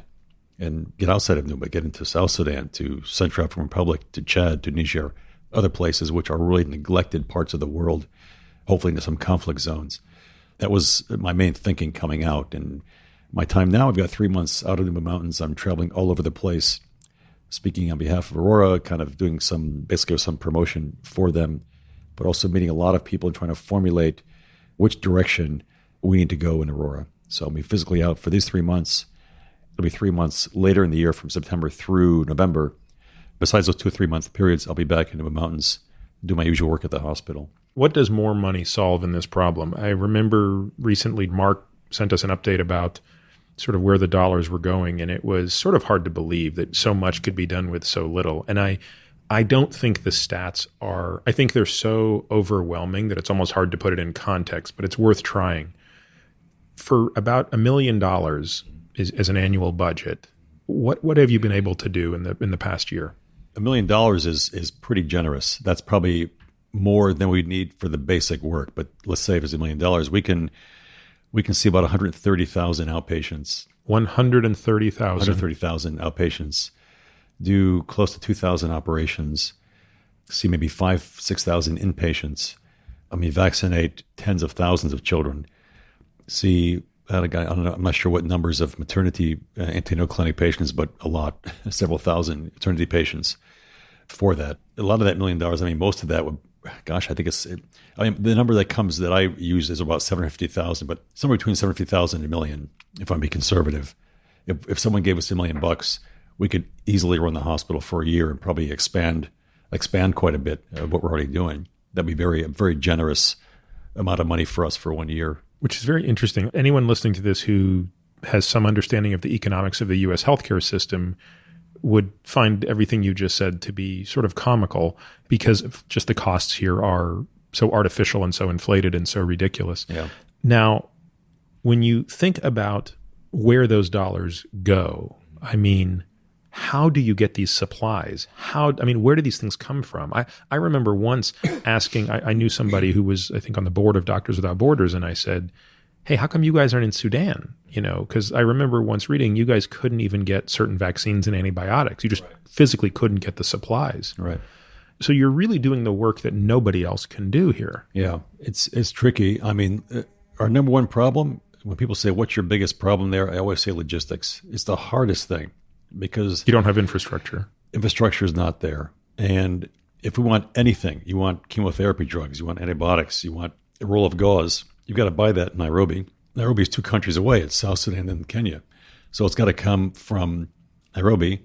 Like this past shipment of drugs came from Nairobi by truck through Uganda, up to the border with South Sudan, where they just harassed the heck out of the drivers and all kinds of. You have to bribe the guards. You've got to bribe the guards, and they give you a hard time, and they don't want you going through, and they say no. They're always changing the rules, Saying, oh no, there's a duty. You've got to have all this paperwork. I mean, just reams of paperwork to get this stuff through. So we've got some people that are in Juba that don't actually work for us, but work for the church that help us through all this process to get this truck through. Now, from there are 30 or 40 checkpoints from the border of Uganda and South Sudan up to the refugee camp in Ida. And it takes a few weeks. It takes about 3 weeks to get up there just because of the checkpoints and the delays and everything else. It can take 3 weeks to get up to this refugee camp in Ida. Then from there, it's offloaded. We've got to go and pick it up. We got to find a way to get it from Ida up to our place. Wait, not you personally? No, not me personally. But we've got to get some trucks or something to go down there and pick it up, or find someone that can carry it for us. And that's about 6 hours. It's not really a road. It's a dirt track. I mean, there aren't roads there. There's these terrible dirt tracks you get from Ida up to where we are. That's about 6 hours on the best day, just during the dry season. So rainy season, which runs from about June through October, you can't go with the trucks. You can't really even go with a Land Cruiser. Usually we don't move at all. If you really had to get in or out at that time, you've got to go with a quad bike. And that can usually get you in or out. But sometimes even then, if it's a heavy rainfall, you have a flash flooding, these dry riverbeds, if that fills up with water, you got to wait. Maybe you have to wait a day, a few hours. So in the hospital, on any given day, how much do you have in terms of IV fluids, gauze, antibiotics, soap. Right. I mean, things that we can't even imagine not taking for granted in an American hospital. Right. I mean, if this truck makes it through, because we make our order and we make a fairly generous order just because we know it's so difficult to get stuff out there. If that stuff makes it all through, we're in pretty good shape. For how long? For a year. So we try to make it one full year on that supply that gets sent in. And the problem comes because sometimes you order stuff from Nairobi and it's not in stock, and you just can't order one-off things. There's no system to get stuff up to us. So it's really hard. If you can't load everything on that truck for this one go, we're a bit stuck. And we've got to really be creative trying to get these other smaller things up. Is there like a chief logistics officer that is in charge of the ordering and the procurement and the management of this product? Because that sounds like that's a bottleneck, right? Yeah, it's a terrible job. So John Fielder through African Mission Healthcare has a woman who's he's got an small office in Nairobi. They got a few staff. So she did all of our procurement. So we sent her the list of things we needed. I mean, it's a lot of items, a lot. So she has to go out and source all this stuff and get it in Nairobi from a few different vendors, get the trucks, order all that stuff, get it through. We've got a couple people in Juba that help us with logistics that are not employees of ours, but they're just kind of there helping us out, just kind of random people, and they can help shepherd that stuff through. But it's really, really difficult. It's a lot of work for those people. What does the pattern of mortality look like in Nuba? My guess is infant mortality must still be quite high. Right. How much of that is due to challenges with prenatal care versus the actual deliveries and postnatal care? I think a lot of the neonatal deaths are just from difficult deliveries. Their baby gets asphyxiated, the baby's born and dies. There is a stillborn or dies soon after birth. And there are very few deliveries done. I mean, 99% of women there still deliver at home. To deliver in a clinic with maybe a traditional birth attendant is rare, let alone in a hospital. So I think a lot of it is just due to, most of those people probably would end up with a C-section if they were at a hospital in the U.S. or even in Kenya. If they had access to care, they would end up with a C-section. We have one place doing C-sections. There are actually two now that do C-sections. How many babies do you deliver in a typical year? I think there are maybe 300 or 400 in our hospital, somewhere around there. I can't remember the exact number. So it's a very small number compared to the number of deliveries. So the vast majority of women still deliver at home. But you're doing presumably more of the high risk ones. I mean, if a child is breached, can you deliver a breached baby at home? The risk would be enormous, right? Some make it out, but a lot of those babies are going to die because they get stuck, they get asphyxiated, and the baby dies. So, I mean, when we do our antenatal clinic, these women will come and the midwife there fills the card out for them. So, okay, they've had 10 deliveries and 4 living children. This one died at birth, this one died at birth, this one died from diarrhea, this one died from fever, this kind of thing. So there's a lot of... And what about the mothers? What is the maternal mortality like? I don't know. And that's something I really wish I could have a grip on, because you hear occasionally, it's not that often we hear about it, but once in a while you hear, this woman died she bled to death, after giving birth to the baby at some remote village. There's not really, it's so remote and people are so spread out. There's not really a system to collect that kind of information. So I don't really know. It's got to happen because, we have a lot of women that we end up doing C-sections on that would have died without that. Yeah. How many times the baby is stuck, the mother's already septic, and, we have to do a C-section or something. And this says nothing of preeclampsia and all of the other things that would just show up even under the most normal, circumstance. Right. And getting women with eclampsia is not uncommon. So if you get eclampsia at home, especially young, most of them are primates that are very young, they're not going to survive when they start convulsing. And to get to us is a chore. I mean, it's really hard to reach us. What are the patterns of diseases like there? I mean, when we're watching, and again, I keep mentioning this because it's just such an important film, The Heart of Nuba, you see these things that you're doing, Tom, that just, they blow my mind. And maybe because I know enough about medicine that I can watch what you're doing and appreciate, the partial nephrectomies you're doing on kids with, tumors in their kidneys. And how did you even learn to do that operation? Even within the realm of surgery, that's not a trivial operation to do on a child that size.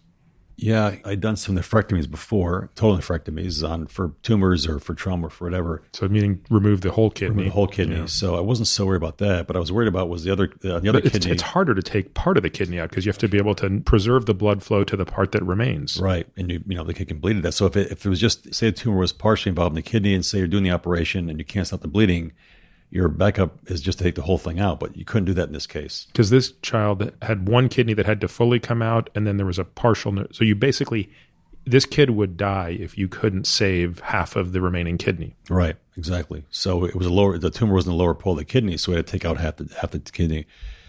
So there was a visiting as a friend of mine who was visiting. He's a family practice doctor. Corey Chapman was there, and we were talking about this case and going back and forth. And he said, let's look on YouTube if there's something. Because I reading about it, and everything I was reading was talking about all these fancy things. There's some kind of a slush, like an ice slush that you have to bathe the kidney in to get the metabolism way down so you can do the operation. Just different things we didn't have. So we looked on YouTube, and when I think about it now, I wonder how we did it, because normally we can't watch YouTube there because we have internet. We have a satellite dish internet, but the speed is very, very slow. So normally we can't watch any videos because it's just too slow. But for some reason, we were able to see this video. And it was this group of Polish surgeons that were doing the partial nephrectomy, and with a fairly low tech approach. So we watched that. We said, okay, I think I can do it following what these guys are advising. We kind of followed their system, managed to put these sort of buttresses like on the lower pole of the kidney to kind of staunch the bleeding, and it worked. And the child did very well. That was helped by YouTube. I mean, I think that really helped us out in that case. Like the Khan Academy of Surgery. That's right.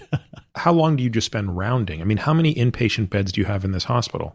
Yeah, it's 435 beds. And what's your typical capacity? I mean, your typical utilization. How many patients are in there? I mean, it's about 100% occupancy. It's a bit less now than it was, say, the peak of the fighting. When the peak of the fighting, it was crazy. It'd be 500 people there, 550. So there were, several children's wards, several to a bed. We had wounded all over the place. I mean, not even in beds, just wherever we could fit them. It looks like when you see movies in war zones, and you see the tents that are serving as, hospitals, and you just see amputation, nose completely missing, sort of the most gruesome things. That's what it looks like you're in. I mean, you are literally in a war zone. Right. I'm thinking back to residency. If we had to round on 20 patients in the morning, we were moaning and groaning like it was going to be the end of oh my God, I'm not going to have time for breakfast today before the OR. I've got to round on 24 patients. Yeah. So you're rounding on 300 patients? I mean, I don't even know how you do that. Now probably 300. In those days it was more. I mean, I remember one time we had this measles epidemic, and just on children's ward, we had 225 patients. So 100 normal cases, malarias, bowel obstructions, hernias. You don't have vaccines, I'm guessing? Is that the reason the kids all get the measles? With the first 3 years of the fighting, we didn't have them. So the usual provider stopped providing them. The usual big organization that provides them stopped providing the vaccines. So Why? We didn't have any. Just logistically couldn't get them in? Logistically, and we were in rebel-held territory, and a lot of these people, these big organizations, don't want to violate the sovereignty of the host government by providing something as simple as vaccines. This is just how it is, which really shocked me. The sovereignty of a government that kills its own people needs to be respected? Yeah, it's the theater of the absurd. It's crazy. So, Jeez. Yeah, I mean, rounds were they would take hours. I mean, start at 7:30 in the morning, and 2:00 I'd be finishing up and just try to get through all those people. But then aren't you being interrupted every hour by some trauma that comes in? Right, there's stuff coming in. There's other emergencies. I mean, the other stuff was still coming. I mean, a woman comes in who's having a miscarriage, who's bleeding. We have to break and do a C-section on somebody who can't deliver. So all this stuff was still going on. It was pretty crazy. I mean, you really had to just go as fast as you could. And it was a lot of just putting out fires. And we weren't able to spend a lot of time with each patient, obviously. It was really, had to go pretty rapid fire through all those cases. It was exhausting. Psychologically, it was rough. One of the other questions my daughter wanted me to ask you is, what's the most afraid you've ever been there? She was sort of taken aback. And we told her before the movie, I said, look, Olivia, this isn't a Disney movie. Right. You're going to see people getting killed. You're going to see bombs dropping on innocent people. Mm-hmm. And it's not a movie. It's real. Right. So are there times when you are just afraid for your own safety? Yeah. I think every time they bombed the hospital twice, and they bombed our local region kind of within a half kilometer several times. So the first time the area was bombed, we were at church, and the church was just outdoors. It's not really a church. It's kind of an outdoors thing. And we were finishing up, and the catechist was up there talking to people, and we heard the airplane overhead. We were used to it because every day the airplane came overhead, but we'd never been, our immediate vicinity had never been bombed. So we just got, oh, the airplane's overhead, it's going to bomb somewhere. And is that because you had this belief that said even these people, as wicked as they are, wouldn't actually bomb a hospital? Or was there some sort of view of, we'll respect at least one sanctity of life? Yeah, so that was the bit in the back of our minds. And we hadn't been bombed yet. This was a couple years into it. We hadn't been bombed directly. There weren't commercial flights, so anytime you heard an airplane, it was going to bomb somewhere. And then we hear the airplane. Then invariably, a few hours later, wounded would show up. They bombed somewhere, and people were wounded, and the wounded show up. This day was a bit different. We heard the airplane overhead, and the mass was over. We're standing there. All of a sudden, somebody says, "Everybody get down!" So we just dive on the ground. It was lying flat. And I heard the airplane drone overhead, this Antonov sound. Then I heard the pitch change. It was high-pitched, like a whirring sound, almost like a jet engine noise. And then, boom, this incredibly loud explosion. It felt like it was 2 feet away. I mean, it was like half a kilometer away. It wasn't right, but it was so loud. And it circled again. Then I realized that what that whirring sound was a sound of the bomb falling through the air. So now I know what that sounds like. Then it's happened it bombed 6 times. You kept hearing this thing. Comes around again, bombs. And you're lying there, terrified, thinking, you feel like you want to burrow yourself into the ground and disappear. You're just lying flat, exposed, thinking, what happens? And the thinking is not even so much being killed, but what if my leg is blown off or my arm gets blown off? You have no control over this. You're totally at the mercy of these people. And you feel like you're just like a hunted animal. That's what I felt like. I felt like I'm a hunted animal. And at that time, since we hadn't been bombed, we didn't have the foxholes dug around. So immediately after that, we went and we dug foxholes all over the hospital grounds. And that's what you see in the film. There's actually one point when you're being interviewed and the bombs start coming and you guys have to jump into these foxholes. Right. And then another time we were bombed. I was in the hospital and just down on the floor of the hospital. And you're thinking, well, you're just thinking this might be it. This thing might, because you can't tell where it's going to fall. You hear that whirring sound, and when you hear that whirring sound, you don't know if that's going to fall on top of you, if it's going to fall right next to you, and just then shatter your body. You have no idea. So it's really terrifying. I mean, there's no other way to describe it. And I mean, when you see this stuff that's happened in Syria, people living in these cities, I mean, you can imagine what that is like.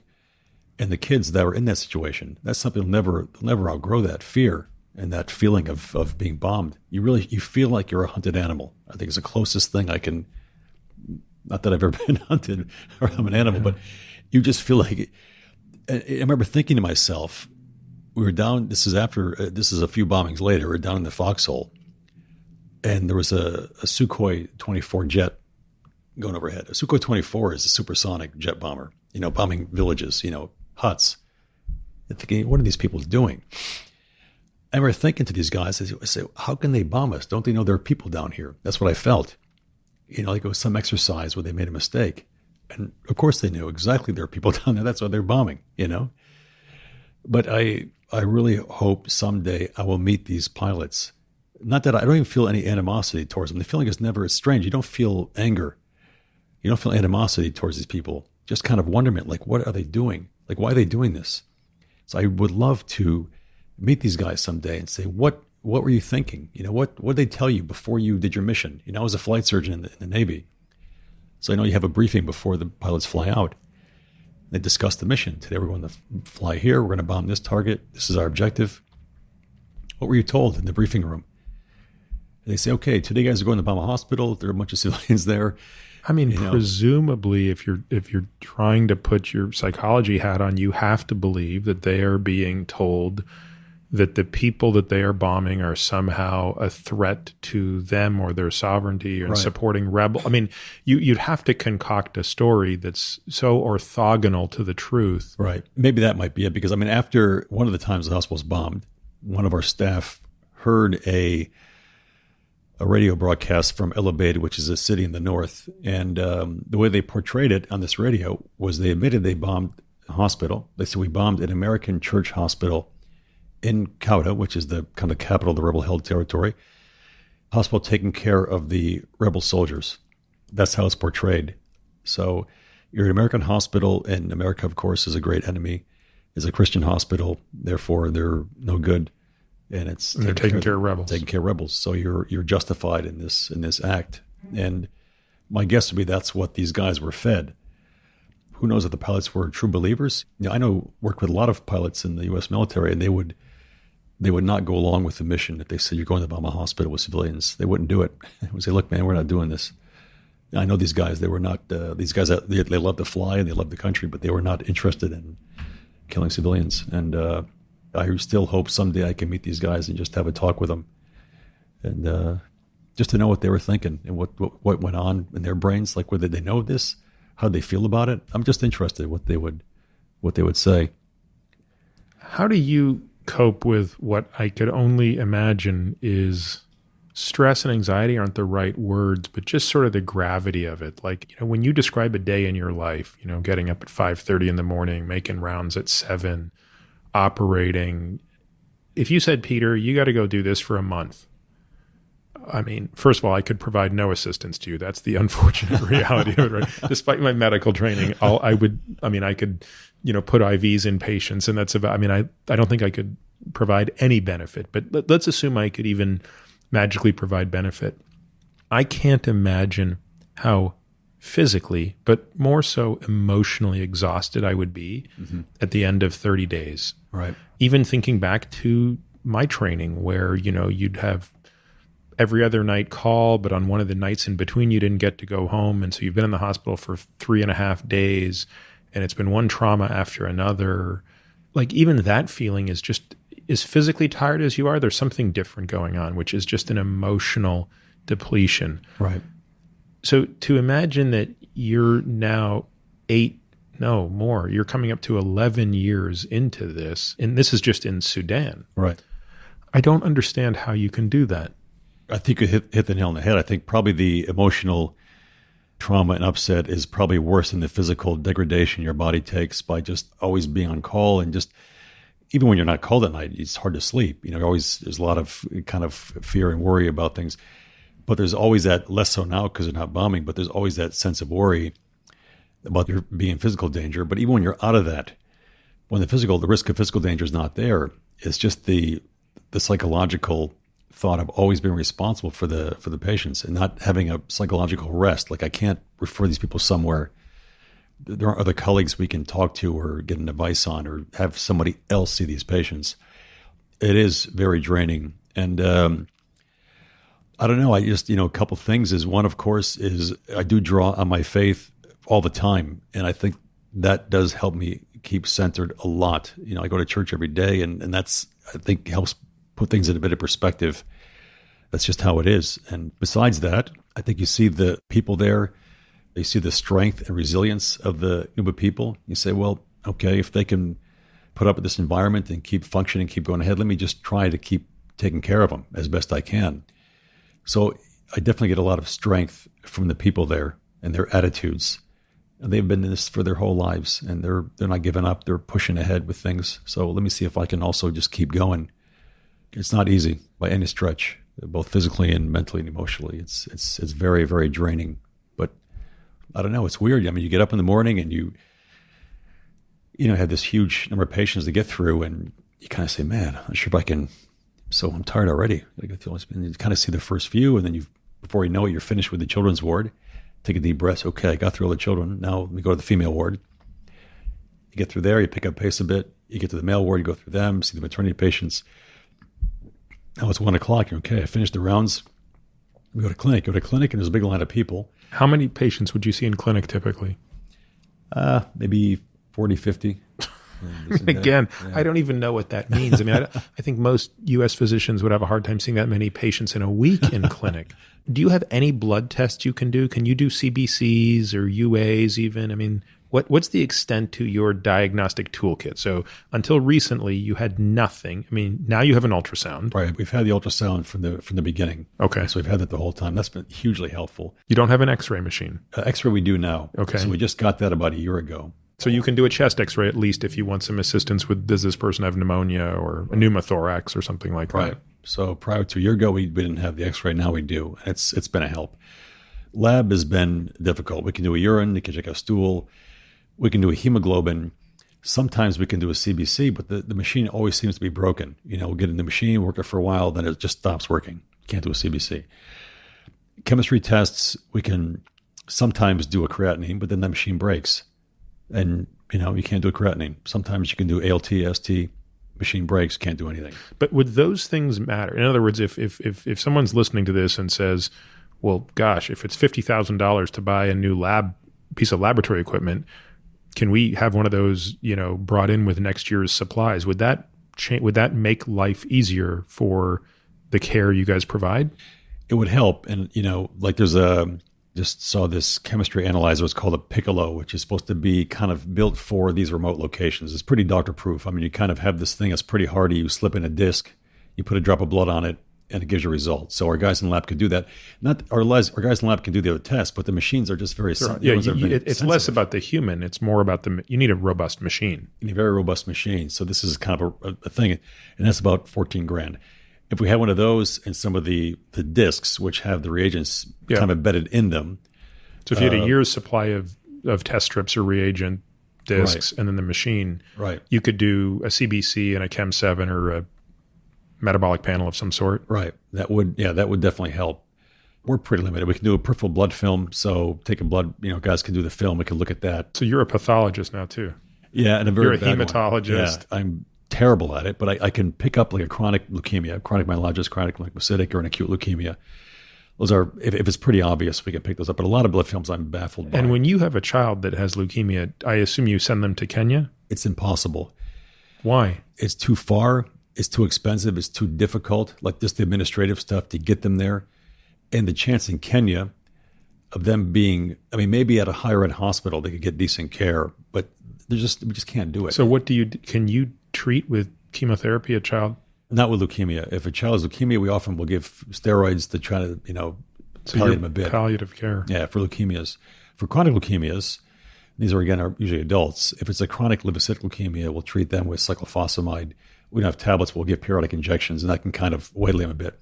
CML, chronic myelocytic leukemia, we don't have treatment for. I would like to have at least some hydroxyurea, which is kind of an older drug for it. This drug Gleevec? Yeah, I was just about to say, Gleevec would cure most cases of CML. Right. It's a very expensive drug in the United States, of course. That's the problem. So with Gleevec, I was so excited like a month or two ago.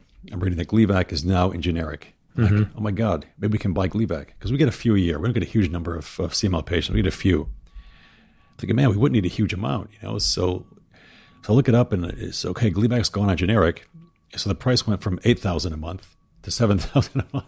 Yeah, this is another one of these ridiculous systems, problems, which is a lot of times when drugs go from being branded to generic, there's virtually no change in price. Right. We just can't do that. There are a lot of things that are just beyond our scope of being able to pay for it. That's something that to me it's really difficult to consider. If we can be as critical as we want of the U.S. healthcare system for all of its buffoonery, but in large part it's because we can be buffoons. Right. It's because we have infinite resources, though we don't. Right. But in the short term, we have infinite resources, and so we never have to ask the question of what are we optimizing for, and how do we triage expenses. Mm-hmm. On the other hand, you're faced with that decision every single day. Right. So you would look at a patient with CML and say, we're not going to spend $80,000 a year to save this person's life, because as much as we believe every life is equal, we sort of know that $80,000 can save 100 lives in another way. And are you the one that has to make that decision by yourself? Yeah, it's agonizing. It's absolutely agonizing. That's just one example of many. I've got a woman that comes all the time with CML, and she's got a huge spleen that hurts. She's anemic, and she got a bunch of kids. I got to talk to her in clinic and try to figure something out with her. And she walks, I don't know how far she walks to reach us. I mean, it's absolutely agonizing. I cannot send her anywhere. It's totally impossible. I just can't do it. So if we had, we wouldn't need mountains of Gleevec. I mean, a small amount would be enough to at least get her through a year. There are few people that have CML. It's a few. It's not a huge number. If someone's listening to this and they say, I'm going to tell you a story in a moment called the starfish story, but I want to save one starfish. I'll tell you the story. Logistically, would it even be possible for someone to provide 1 year's worth of Gleevec to a patient in your hospital? Is that something that they could do through the African mission? How would someone even logistically go about providing specific or project-based funding to your mission? Mm-hmm. If they could get the drug, say they had access to the physical drug here in the U.S., maybe if they sent it to, say, the Catholic Medical Mission Board, which is my sponsoring lay sending agency, and they also help us a lot with logistics and with the overall managing the hospital, they might be able to find a way to get it down to us, at least get it to Juba, and then we could figure out a way to get it up to us. If they could get the physical drug. There was a program, when I was in Armenia the time before last, we met some guys, and there's supposedly some Gleevec program that you can register, like the patient can register and they can get drugs at either low cost or no cost. So we went through all this thing, contacted the person. She said, okay, all you have to do is fill out these forms, have the patient go to Khartoum and get the drugs. That's absolutely impossible. We can't get to Khartoum. That's on the other side of the enemy lines, and you just can't reach there. So which gets back to your point of providing the money is half the battle, but the logistics of actually getting it in there. And I mean, just spitballing, you can't have these things airdropped or airlifted in because the enemy fighters will obliterate anything that's trying to. It's not like you can fly the Cessna in there to get this stuff in there. There's been no non-bombing aircraft in our airspace it's been since November 2011. So even foundations like the Gates Foundations, which do a ton of great stuff in Africa, I mean, Sudan's basically off limits. Say they were able to provide money for a bunch of Gleevec. One of the problems I've decided to go with Aurora is a lot of these funds are kind of unassailable. If you're like I'm an individual or even a small organization that's trying to apply to one of these big organizations, to just get through that application process to get funds and then to account for it and do monitoring evaluation and follow-up. It's a very daunting task. You need people who are trained in this area of writing proposals and monitoring evaluation, all this sort of stuff, to really follow through with all this. It's very difficult to access some of these big funds and big organizations. A lot of these bigger groups are set up to do that kind of work, and their administrative size has grown exponentially because in order to get this funding, you need a big administrative staff to apply for the funds and follow up and accountability and accounting and all that kind of stuff. Right, and you've got tons of extra time, I'm sure, to do that, right? I just can't do it. I just can't do it unless it can be made fairly simple, where someone's okay. If I got the drug, I'll send it to Catholic Medical Mission Board, and then Catholic Medical Mission Board will send it down, and we get the drug, at least as far as Juba, and we can try to figure out a way to get it up. But it's really, there's a problem with access and just getting through the administrative things you have to do to get some of this stuff. There's so there are several kind of different levels of difficulty. So going back to the sort of state of diseases you see, if a person makes it out of their sort of the young life, right? If a person's sort of your age or my age, what are they going to die from? Middle-aged people, we have a lot of cirrhosis, liver cancers, and there's a huge... Is it hepatitis based? Hepatitis B, yeah, huge. Like we screen all of our pregnant women for Hep B. Do you guys have a Hep B vaccination program? We do. The reason we started screening the pregnant women is just to get an idea about the basic rate, and it's about close to 20%. Hepatitis B positive, just in the general population. These are people who are not sick. They're pregnant with children. So what we're doing is we encourage a mother when the baby's born, we give the baby hepatitis B vaccine immediately after birth. And we hope with that will prevent this baby from getting hepatitis B as they get older and prevent all the complications from that. We haven't really scaled up to the point where we have so many Hep B positive people. And can you only vaccinate the women who are coming in for deliveries, or are you able to get the vaccine into the community for the women who are still delivering at home?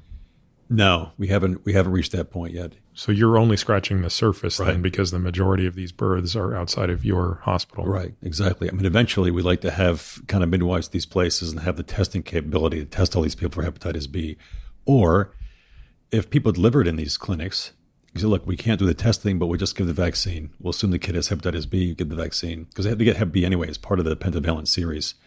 So after that first shot, we continue with pentavalent, which is DPT, diphtheria, pertussis, tetanus, hepatitis B, and Haemophilus influenza B. I've heard that kids actually can get diphtheria in Africa. Yeah. Has there been a case of diphtheria in the United States since the 40s? No, I don't even know what diphtheria is. Yeah. I mean, it sounds stupid to say that, but I remember learning about it in medical school, and I know we all get the vaccine for it. What is the disease? How does it manifest?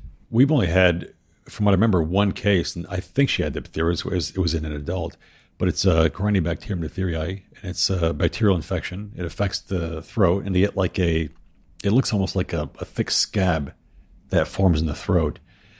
They kind of die from airway problems. This thing is thick and they can't really swallow. They can't really breathe well, and they can die from airway problems. It's a horrible, really a terrible disease. And you mentioned your mother-in-law has leprosy. Right. Again, I've never seen that in my life. It's a bacteria as well. Is it in the tuberculosis family or something like that? Exactly. It's Mycobacterium leprae. It's a mycobacterium, and it's transmitted by respiratory droplets.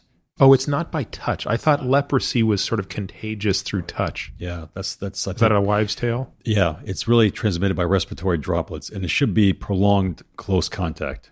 So somewhat similar to TB. It's a very slow-growing organism, but prolonged close contact, respiratory droplets, you can infect it, and it affects the nerves and the skin. And by that nerve infection, people lose sensation. They get cuts or wounds. They don't take care of things. They burn themselves. They don't pay attention to it. It gets infected. Bone gets infected, and you have to amputate the digit. Are these people prior to your arrival that were kind of outcast and they would be not touched or anything like that? Yeah, there was definitely discrimination against them. They didn't have separate places where they would make them outcasts, but people would kind of avoid them. Like my mother-in-law still, and I think a lot of it was the people themselves would kind of withdraw due to shame and due to the fear of us giving it to somebody else. Like my mother-in-law kind of withdrew. She stays by herself. She doesn't eat with the other family. They keep telling her, look, come and eat with us is okay, but she will not come and eat with other people. She always insists to kind of eat by herself. Mm. She does it herself. She's kind of a self-isolation from society. She's pulled herself out. So she'll talk to you and chat and interact with you, but then with eating and with more social interactions, she'll kind of pull back and eat by herself. And how prevalent is tuberculosis? Very, very prevalent. And for our place, our HIV rate is quite low. Which is what? It's much less than 1%. Maybe point something, maybe 0.1%. And is that an artifact of where you are geographically, or is that as part of the benefit of some of the aid relief that made its way in the early part of 2000s? Yeah, I think the main reason is our isolation. Is there drug use there? Prostitution, which I assume would be the two most dominant modes of transmission? Now, prostitution is not really part of that society. IV drug use is unheard of. It's all through, like with most of Africa, it's through heterosexual transmission. And I think it's starting to get a little bit of a toehold in Nuba, but still our rate is very low. I'm worried that if peace comes and the place opens up and you got more movement of people in and out, the rate's going to skyrocket. That's what happened in South Sudan. The nidus is there because we have a lot of STDs. Gonorrhea is very common. Syphilis, do you see tertiary syphilis and really advanced cases, or? I don't think so, but maybe some of the stuff we're seeing is just undiagnosed tertiary syphilis. I don't know. I don't think we see it. What I see is syphilis is we do VDRL tests, and we have a lot of VDRL positives, which are not, it's not a very accurate test. You have a lot of false positives. We have a lot of VDRL or RPR positive people. We do that screening. We're screening now with the pregnant mothers for VDRL, and we have a lot of positivity. We don't see the chancres or the secondary syphilis. That's really, really rare. But the VDRL positives are very common. So we talked about liver cancer. Do you see heart disease? No, heart failure. So in the older population, we'll see a fair bit of heart failure. Somebody maybe in their 60s, 70s, that's in heart failure. And it's like bacterial, or I remember there was some bacteria like Chagas something or other that would weaken the heart muscle. Is it that type of a heart failure? Yeah. No, we don't have Chagas disease in our area. It's just old age. But do you think it's atherosclerotic in origin?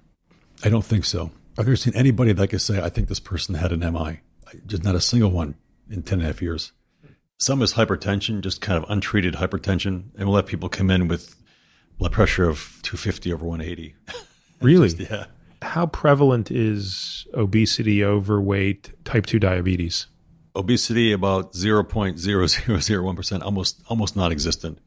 An occasional person is a bit overweight, but really, really rare. And how often do you see type 2 diabetes?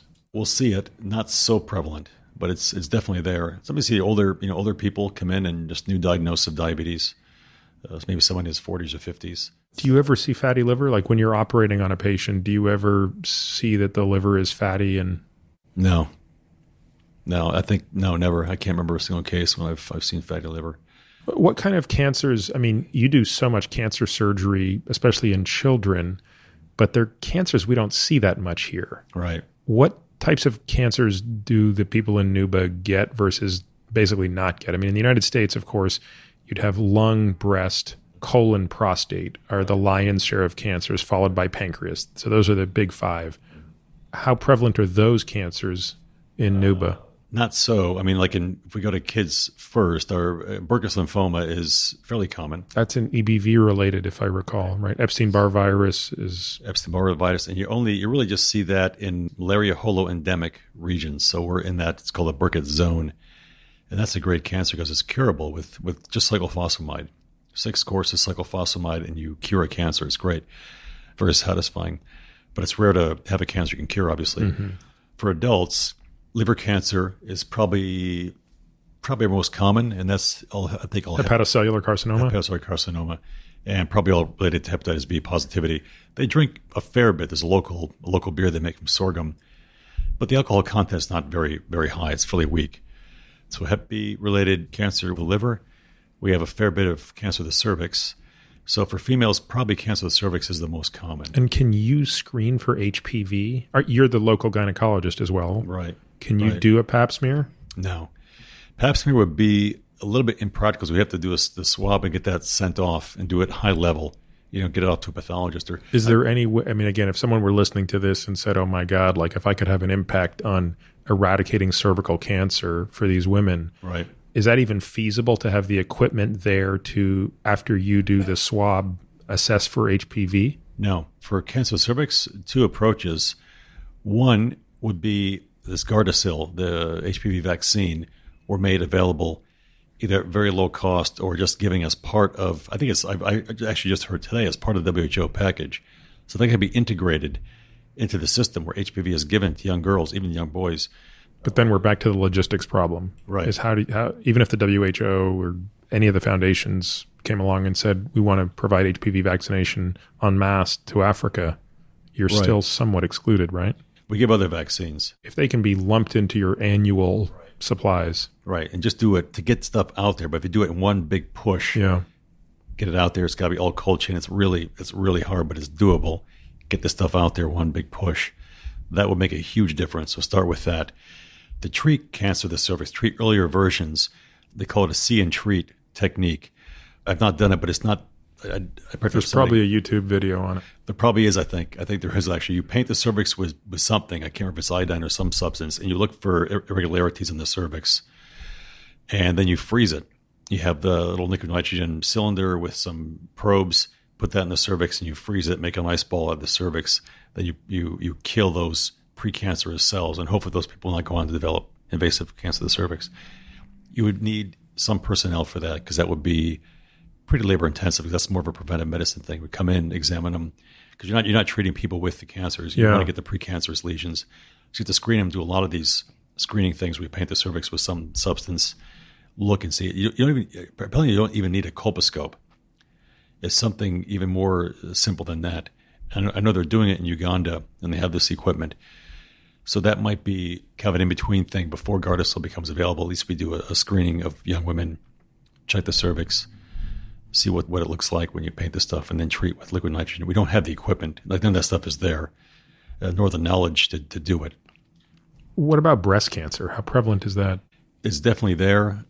The problem with breast cancer is by the time we diagnose it, we only diagnose it when you can feel a lump. No one's getting a mammogram. Right. No mammograms, or we don't do other stuff to diagnose it, MRIs, whatever you have.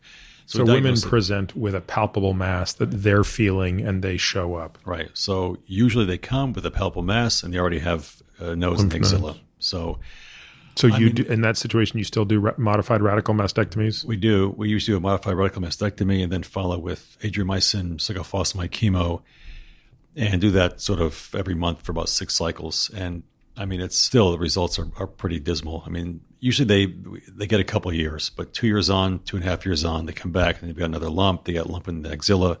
There's another tumor in the chest. So the chemotherapy almost assuredly isn't helping, is it? No, I really don't think it's doing much. So it's really frustrating. Would getting a mammogram machine add value? I mean, of course, there's all the futility and the controversy around mammography per se, but I'm just sort of thinking of what are some finite resources that could be added to, I mean, you're serving 1 million people basically that live in a world we can't even imagine as far as even the simplest acts of prevention.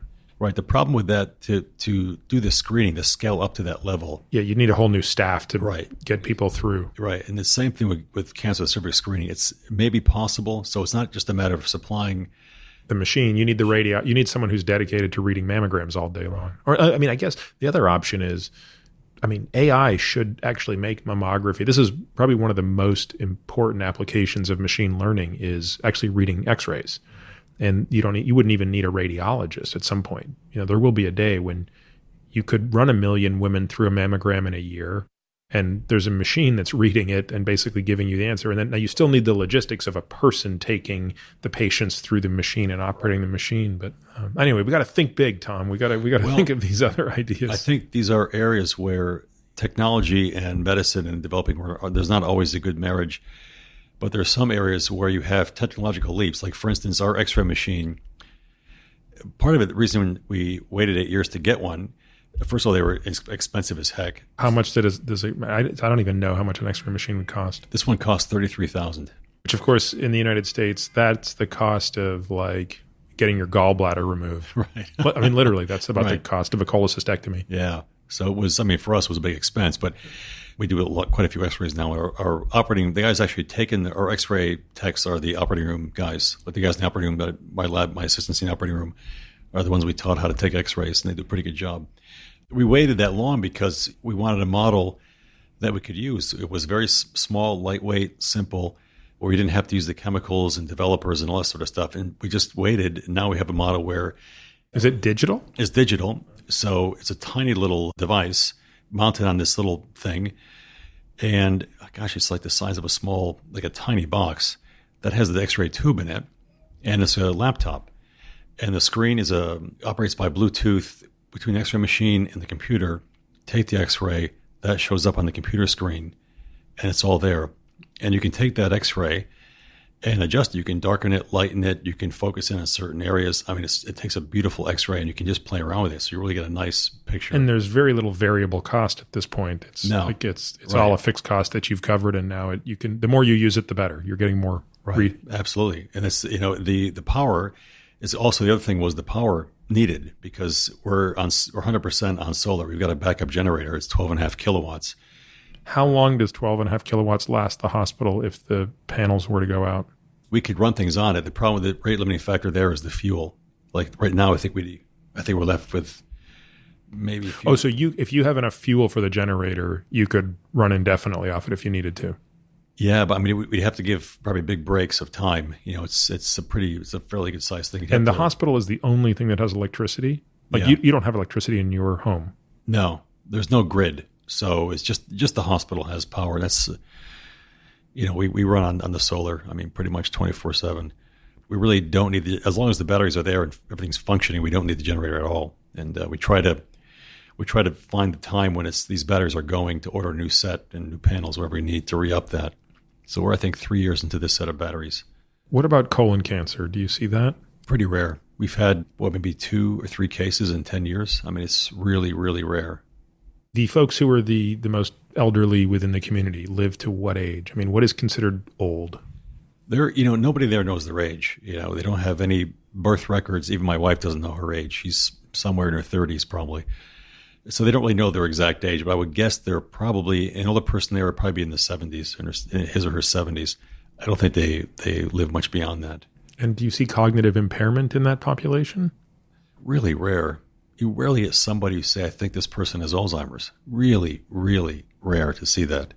I mean, I think they should die of something else before they reach that stage. You just don't see it. The point you just made, that reminds me, there's a movie, which you may have seen. I think it's called A Good Lie. Yes. It stars Reese Witherspoon. It's a beautiful story. Yes. After we saw The Heart of Nuba, we watched that because I wanted my daughter to sort of understand the history of the Sudanese refugees. Mm-hmm. And that's one of the points from the movie that I remember being very sort of moved by. They were all assigned the same birthday because nobody knew their birthday. Like even something like that we would take for granted. Do they celebrate birthdays? No, nobody does. I mean, you know, my wife, we kind of invented a birthday, or she invented one of November 21st. So when that day comes around, we'll usually do something. And she's always surprised. She's like, what are you doing? Oh, okay.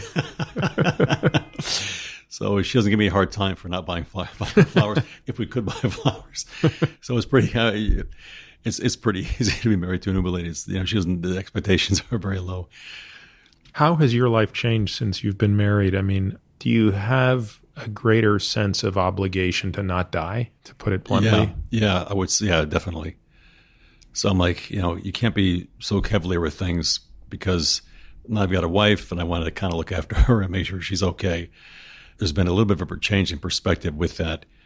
And I think if and when we get children, I think that'll change another degree up for sure. Do you think you could do what you do if you had children? I think we could stay there. And if things get really hairy, we'd have to see how to proceed. But just in terms of, I mean, your wife is a nurse, yes. So you have the luxury of working together. So as focused as you are on your work, she is there with you. Right.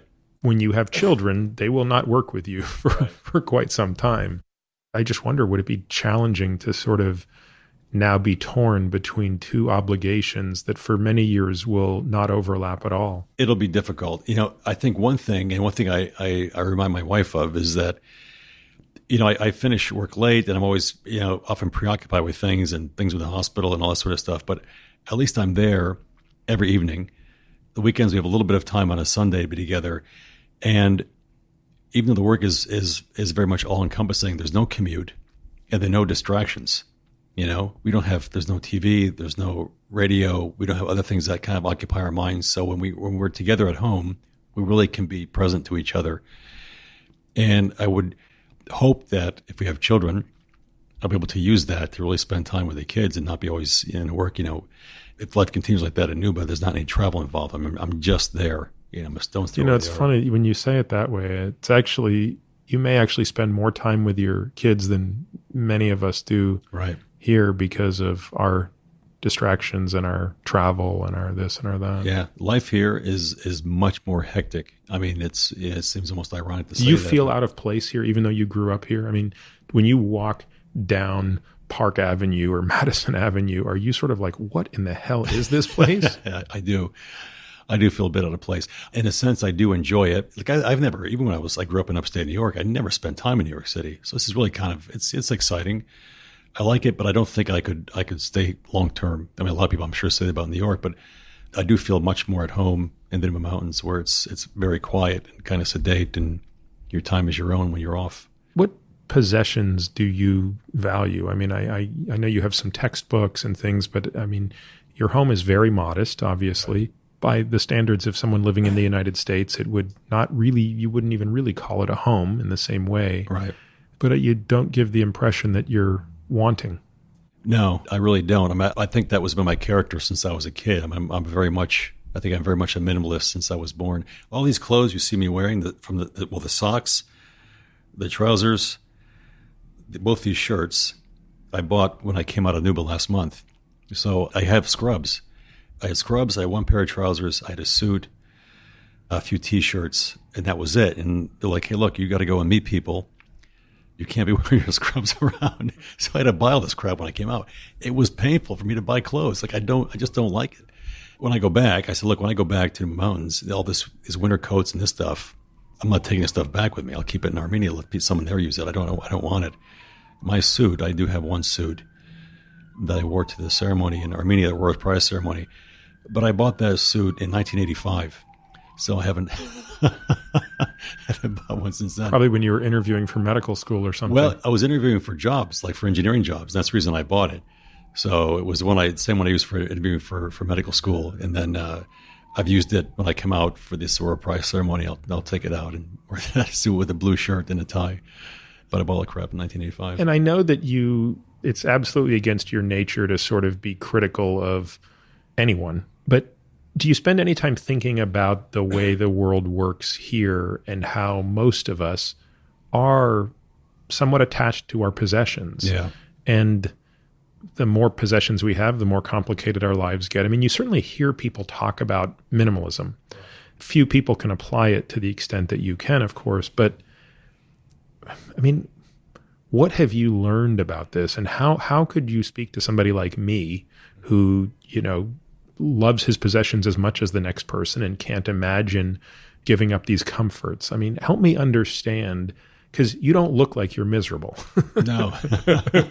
And you look even happier in these videos in Nuba. I'm sure that this is about the hardest thing you've had to do all year. Yeah, it is. To schlep around New York and talk to idiots like me. No, I'll tell you, Peter, I really do believe that the more detached you become, not like in this Buddhist kind of nirvana sense, but the more detached you are from things, the easier life is. It just simplifies your life. I mean, for me, I look at a lot of possessions and things and attachments as just adding more complications. Life becomes so complicated.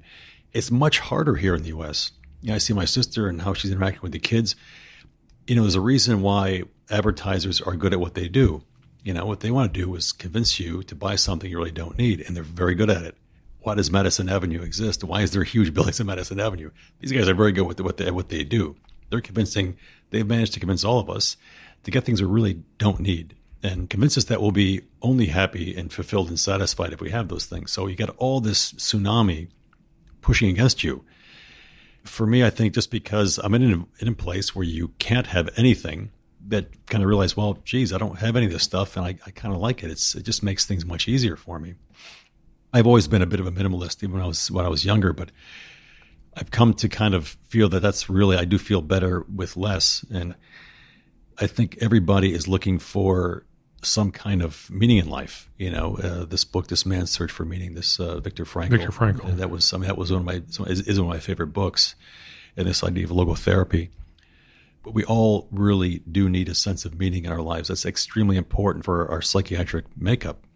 Whatever that is, it's different for each person, whether it's kids, whether it's your pets, whether it's your job.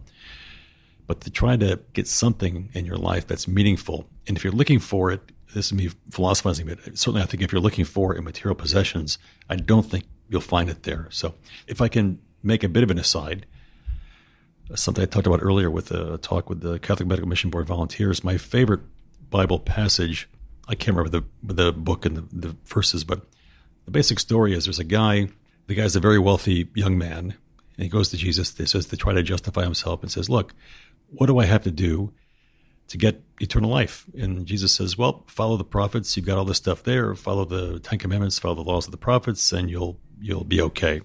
And the guy says, well, I do all those things. What do I need to do to really become perfect? And Christ said, sell everything you have, pick up your cross, and follow me. And it says something which I think is very beautiful. It says, the man went away very sad because he had many possessions. He couldn't do it. I think he wanted to justify himself, saying, I'm good. I'm doing all the things I need to do. I should be okay. And Christ kind of turned that on his head and said, okay, if you want to be perfect, sell everything you have and come and follow me. And I think what he's saying is, look, if you really want to be perfect, if you really want to be happy, get rid of, it's a bit of pie in the sky stuff in a way, and not practical for people, but in some way, get rid of your baggage and come and follow. Yeah, because it could be metaphorically get rid of your stuff, right? Exactly. I don't think it's necessarily literal, right? Right. It doesn't mean throw your couches out, but it means don't be wed to these things the way that I think we are. Exactly. And the theological meaning is exactly that. It's not that you can't have things, but what's your attachment to those things, Is this thing where you put your values, is your value in the car you drive and what kind of beer you drink or whatever, or is your value more in people and what you're doing and how you're helping people? There is a bit of values in that. And I'm sure some people can do it very well. They're very wealthy. They have a lot of stuff, but they do have a sense of detachment from that. I just think it's more difficult. It talks about this passage about it's more difficult for a rich man to enter the kingdom of heaven than it is for a camel to go through the eye of the needle. That's kind of something you say, well, eye of the needle is supposedly where the camels were, and to keep them out of the city. They had a thing that looked like an eye of a needle, and the camel couldn't go through there.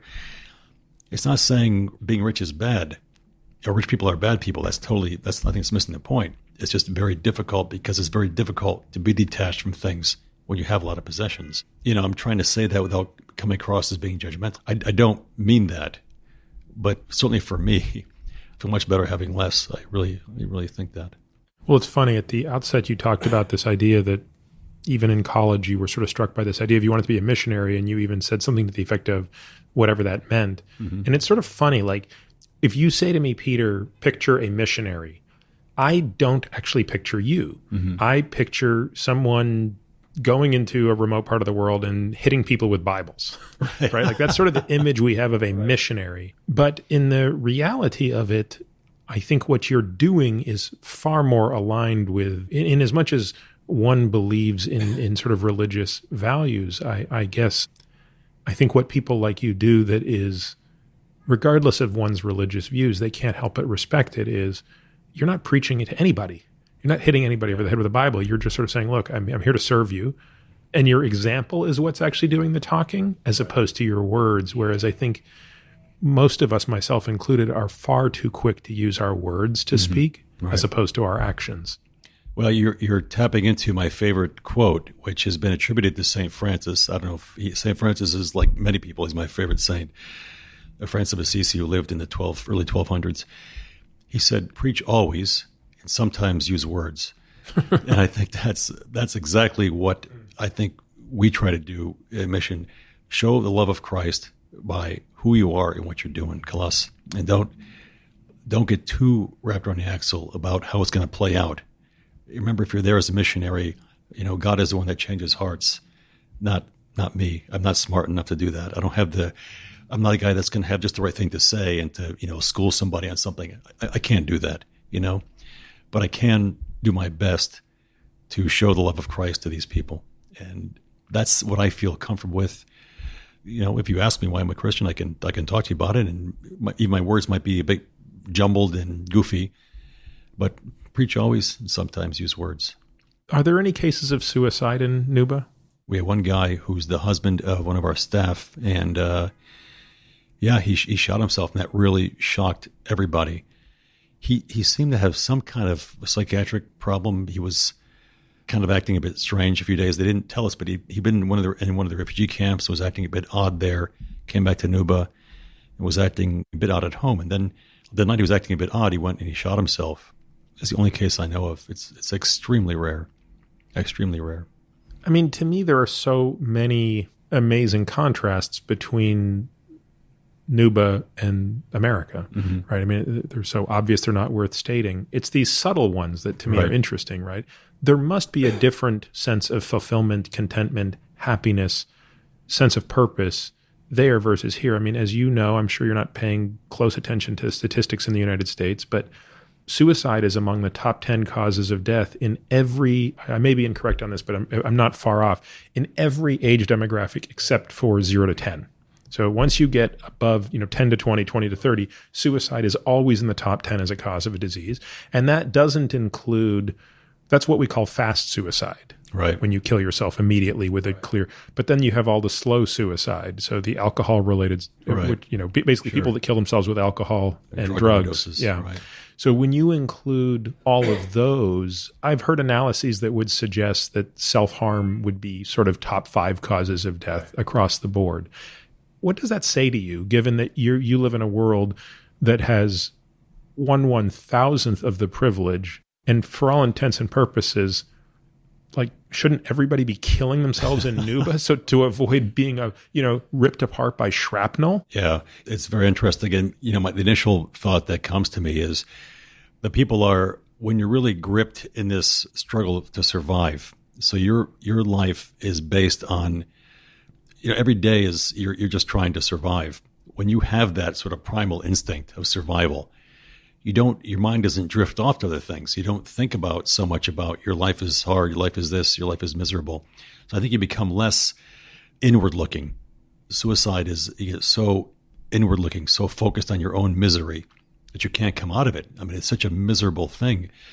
I mean, it breaks my heart when I hear about these things. It really does, because I think, man, to get to that point when life is so miserable for you and you are so miserable you kill yourself, it for me is heartbreaking. Does that break your heart more than the tragedy that you see every day? I mean, not to compare miseries, but like what you see breaks my heart. Maybe I'm numb. I mean, and it's not to say that I'm not heartbroken by anybody who hurts themselves, but what you see is so staggering. Do you see this as an even greater source of tragedy? For me, I would equate that with the 5-year-old girl who's got the shrapnel ripping her arm off. I would.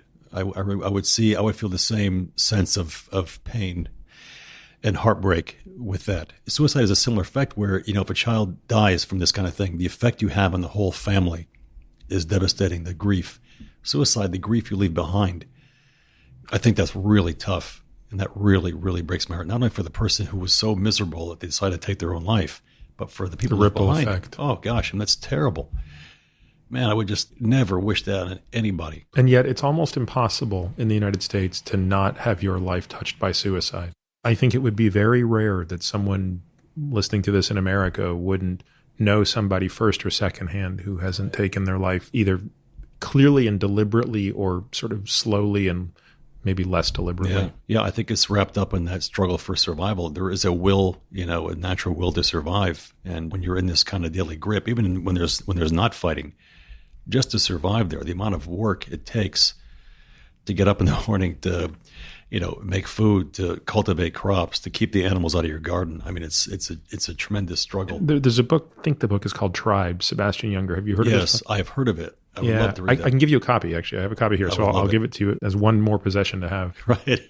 But he writes about how post 9/11 suicide rates went down in New York. And he talks much more eloquently about this than I ever could. But I guess it speaks to what you're saying, which is when there's a real struggle, when there's something that can bring people together in a common goal or something that unites people, it can presumably distract from some of that pain that can otherwise hurt us. Right. And it's interesting because I fairly recently was hearing about this PTSD and I mean, how many veterans have killed themselves? That's another heartbreaking thing. Somebody's fighting in Iraq or Afghanistan. They survive all that. They come back home. They get despondent. They kill themselves. What kept them alive during the fighting was a sense of camaraderie, togetherness, fighting for a common goal. I mean, no matter what you think about warfare and the horrible things that happen in warfare, at least they have some kind of a common bond. They come back home to the U.S. and people are indifferent to them. Nobody pays attention to them. They've lost the common bond with their comrades and friends. And what ensues is despondency. And before you know it, we had this huge rate of suicide amongst veterans that come back, not so much from the trauma they had during the fighting. It wasn't like flashbacks to horrible things that happened there, but the sense of loss of any bonds, that human contact with other people, that sense of purpose is gone. So I found that quite interesting, that thought. That's what led it just makes you wonder if there is a way to, we have these dating apps here in the United States, right? You probably don't have a lot of them in Nuba. Well, dating is totally illegal there. The word dating doesn't even exist. How did you meet your wife? Well, we have what she calls secret love. That's not like in a scandalous sense for anybody, but there you can't openly date somebody. If somebody, like I could never be alone with her somewhere, like just chatting out in the public. People would tell her brothers, "Hey, this guy is talking to your sister. What are you gonna do about it?" They come and they beat me up. They would beat her up, and then this big scandal. And they say, "Oh, Ko, either you guys are gonna get married or what's going on here? You can't be doing this." So you have to do it. We did it very quietly. It's difficult. We got to know each other kind of on the side. And are marriages normally arranged? Is that why this dating process is unnecessary? Yeah, traditionally they were arranged. Now they're not so much arranged, but the families will meet together. Someone might show interest in somebody else, then they have to approach the family. But there's not really a dating. They can't go through a public dating thing. If you're interested in marrying a girl, you've got to go and approach the family right away and say, "Look, I want to marry this woman." Then they have to start negotiations with dowry and all that sort of stuff. You can't be seen together in the public sphere. It's just totally not allowed. So not so much arranged. There's some attraction between the two, but they have to really make the move fairly early. So they don't, one of the problems, you don't really get to know the other person very well. It's really difficult. Their good and their bad points, because you're not really allowed to go through that process of dating, get to know somebody and all that sort of thing, get to know the family. All right, so there's definitely no Nuba version of Tinder. So I think where I was going with that was, in the same way that we have these dating apps, which are basically trying to pair people, right, with similar interests.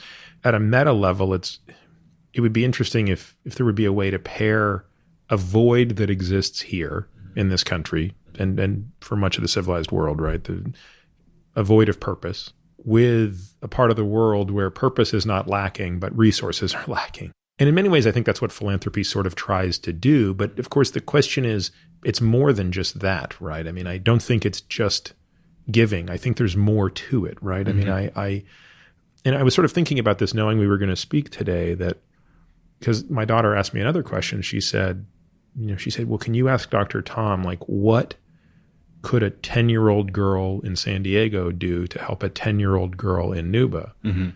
And I thought, and I was like, I don't know. Because it's not like you going there is going to, be a practical solution and or even provide value. I mean, even if I decided, Tom, please, I'm going to come for a year and work at your side, I would slow you down. I mean, I would be a waste of, like, you'd spend a year just teaching me how to get out of my own way. Mm-hmm. So how can people help? I mean, giving is, of course, the most obvious. You've outlined so many clear, tangible examples of where even modest resources by the standards of our healthcare system would have profound step function changes there. Is there something else people can do to help? Yeah. First of all, never underestimate the value of a donation to someone you trust, or a group you trust, or an organization you trust. The impact that has is tremendous. We can't do anything in our work without financial resources. Beyond that, I think one is just becoming aware of the situations. Somehow in this environment, trying to understand how these people, how they live, what their lives are like, that these really are individuals that have their own thoughts and aspirations and everything else, trying to get into their skulls a bit and understand what their life is like and who they are.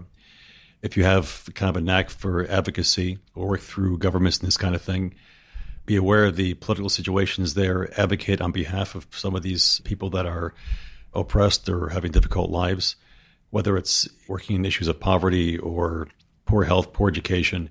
I think people have a voice to offer, and people do have an influence over governments. So government policies, government funding is a reflection of their constituents. And I just came to realize this full well in this trip, because some of these people say, well, the government funding, a lot of these administrative requirements, these beneficiary organizations have become more stringent and more difficult because governments require these things because they're accountable to their constituents. Their constituents are saying, why are you sending so much money to Africa? They're wasting it, or it's a waste of money. So to give the money out, the constituents are holding the politicians' feet to the fire. If the constituents were a little more open and said, look, let's help out. Let's be aware of what's going on and try to help some of these people get out of their misery so they can eventually help themselves through education, better health, all these sort of things, that would free the politicians up a bit to allow more resources to go out into more aid and other things, more benefit to give them. I mean, the goal in all this stuff is eventually let these people who are beneficiaries now stand on their own 2 feet, maybe in the next generation, the next go around. This cycle of aid, I mean, everybody knows the cycle of aid and dependency is a bad thing. Great, but how do you get out of that? So what are some creative ways we can do that? But you can't do anything without some help at this point, but geared towards getting these people to stand on their own 2 feet. Talk to me about food. I heard a funny story once that, is there a word for food in Nuba? Like it's like it. Ngumo. So, Nuba has, like 99 different languages amongst the Nuba people. So, but does everybody speak Arabic? Pretty much. Most will speak Arabic. You speak Arabic? Yeah, I speak Shwaya. Yeah, shwaya. The tarif. My wife's language is Tira, and this came from her. The local word for food is ngumo. And I would say, what did you have for supper last night? And she said, well, I had food. I said, what kind of food? She said, food. What are you talking about? I had food. I said, what kind? She said, well, I had asida, Asida is it's like a cake made out of sorghum, kind of ground sorghum boiled. I mean, just totally tasteless. She loves it. So I have to have my asida. So for them, the word food and this asida is synonymous. There's so little variety. Little variety of foods. So what do you eat? First of all, what did you weigh? Because you were a nose guard in college. Right. I've seen pictures of you. You were huge. Yeah. What did you weigh in college? In college, I was 230, and this was 1985. I weighed 230. And what did you weigh when you arrived in Kenya in 2000? Probably around 190, I would guess. And what did you weigh by the time you got to Nuba in 08? Then maybe 170, and I was down about 150 up until recently. Now when I've come out for the past month, I think I've gained about 20 pounds. I was down to about 150. You've gained 20 pounds in the United States in a month. Yeah. So you were down to 150 pounds a month ago. Yeah. Talk to me about what you eat. Well, that's the thing. I eat, but my wife makes the food there. So it's this food, which is What did you eat before you got married? Then I was living on the hospital compound. So we'd have a lot of, they would send them food in from Kenya normally. Like once a year, they'd send food in. So usually rice, kidney beans, some kind of lentils. So we'd have that every day. Once in a while, I'd have chicken, but usually it was just kind of rice and beans kind of stuff. So now when I got married and moved off the compound, my wife makes a sasita, and she has some sauce on top of it. So the main sauce is this okra. Okra grows pretty well. They take okra, they dry it, and they pulverize it into powder. They mix that in with water and some other stuff, and it makes like a really slimy sauce that you pour over the sorghum paste, and it tastes about as good as it sounds. I mean, it's really pretty bland. Where's the protein? I think the sorghum actually has a high protein level, I think, as a grain. And I'm saying that because the people are pretty muscular. Like, that's what they eat. They eat that, and they'll have maybe some sorghum porridge in the morning. And that's pretty much it for the day. And I mean, a few peanuts. They have peanuts too, but not huge numbers of peanuts. What about fruits or other vegetables? For fruits, they're seasonal. So you can get mangoes for maybe 2 or 3 months out of the year. Mango season is there. There are tons of mangoes. Then when they're gone, they're gone. You don't see a mango for several more months. Then there are 2 seasons for mangoes usually, but it varies quite a bit year to year. So mangoes are there periodically. Lemons you can get for fruits. That's about it. Oranges are not there. Pineapples. Are there tomatoes?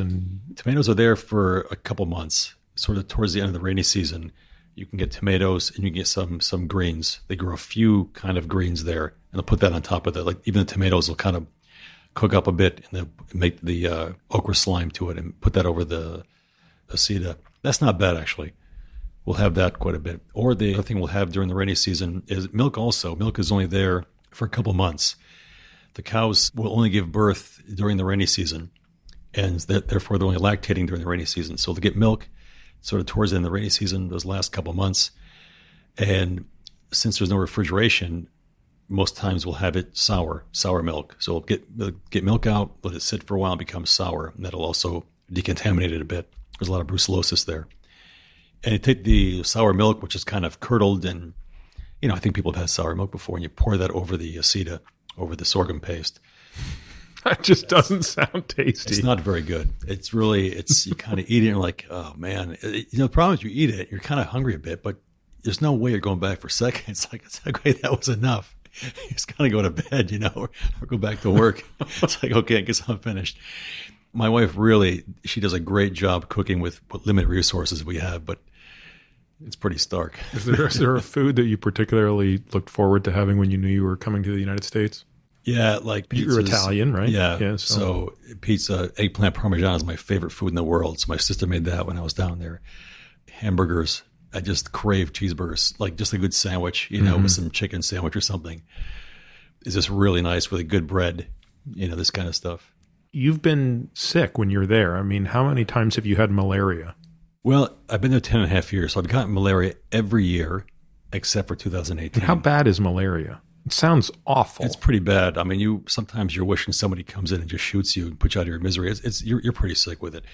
It's worse than influenza, right? Yeah. And influenza, anybody who's actually had the flu will attest, that's 10 days of really bad living. Yeah, malaria is pretty miserable. I mean, real bad headache, nausea, vomiting, you can't sleep, just high fevers, body aches, terrible body aches.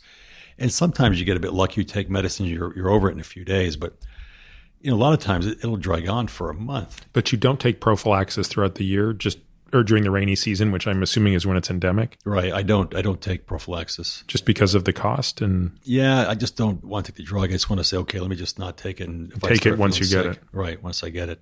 Sometimes it'll drag on a bit longer. I mean, sometimes you get just for a month, you take the medicine, you feel a bit better for a couple of days.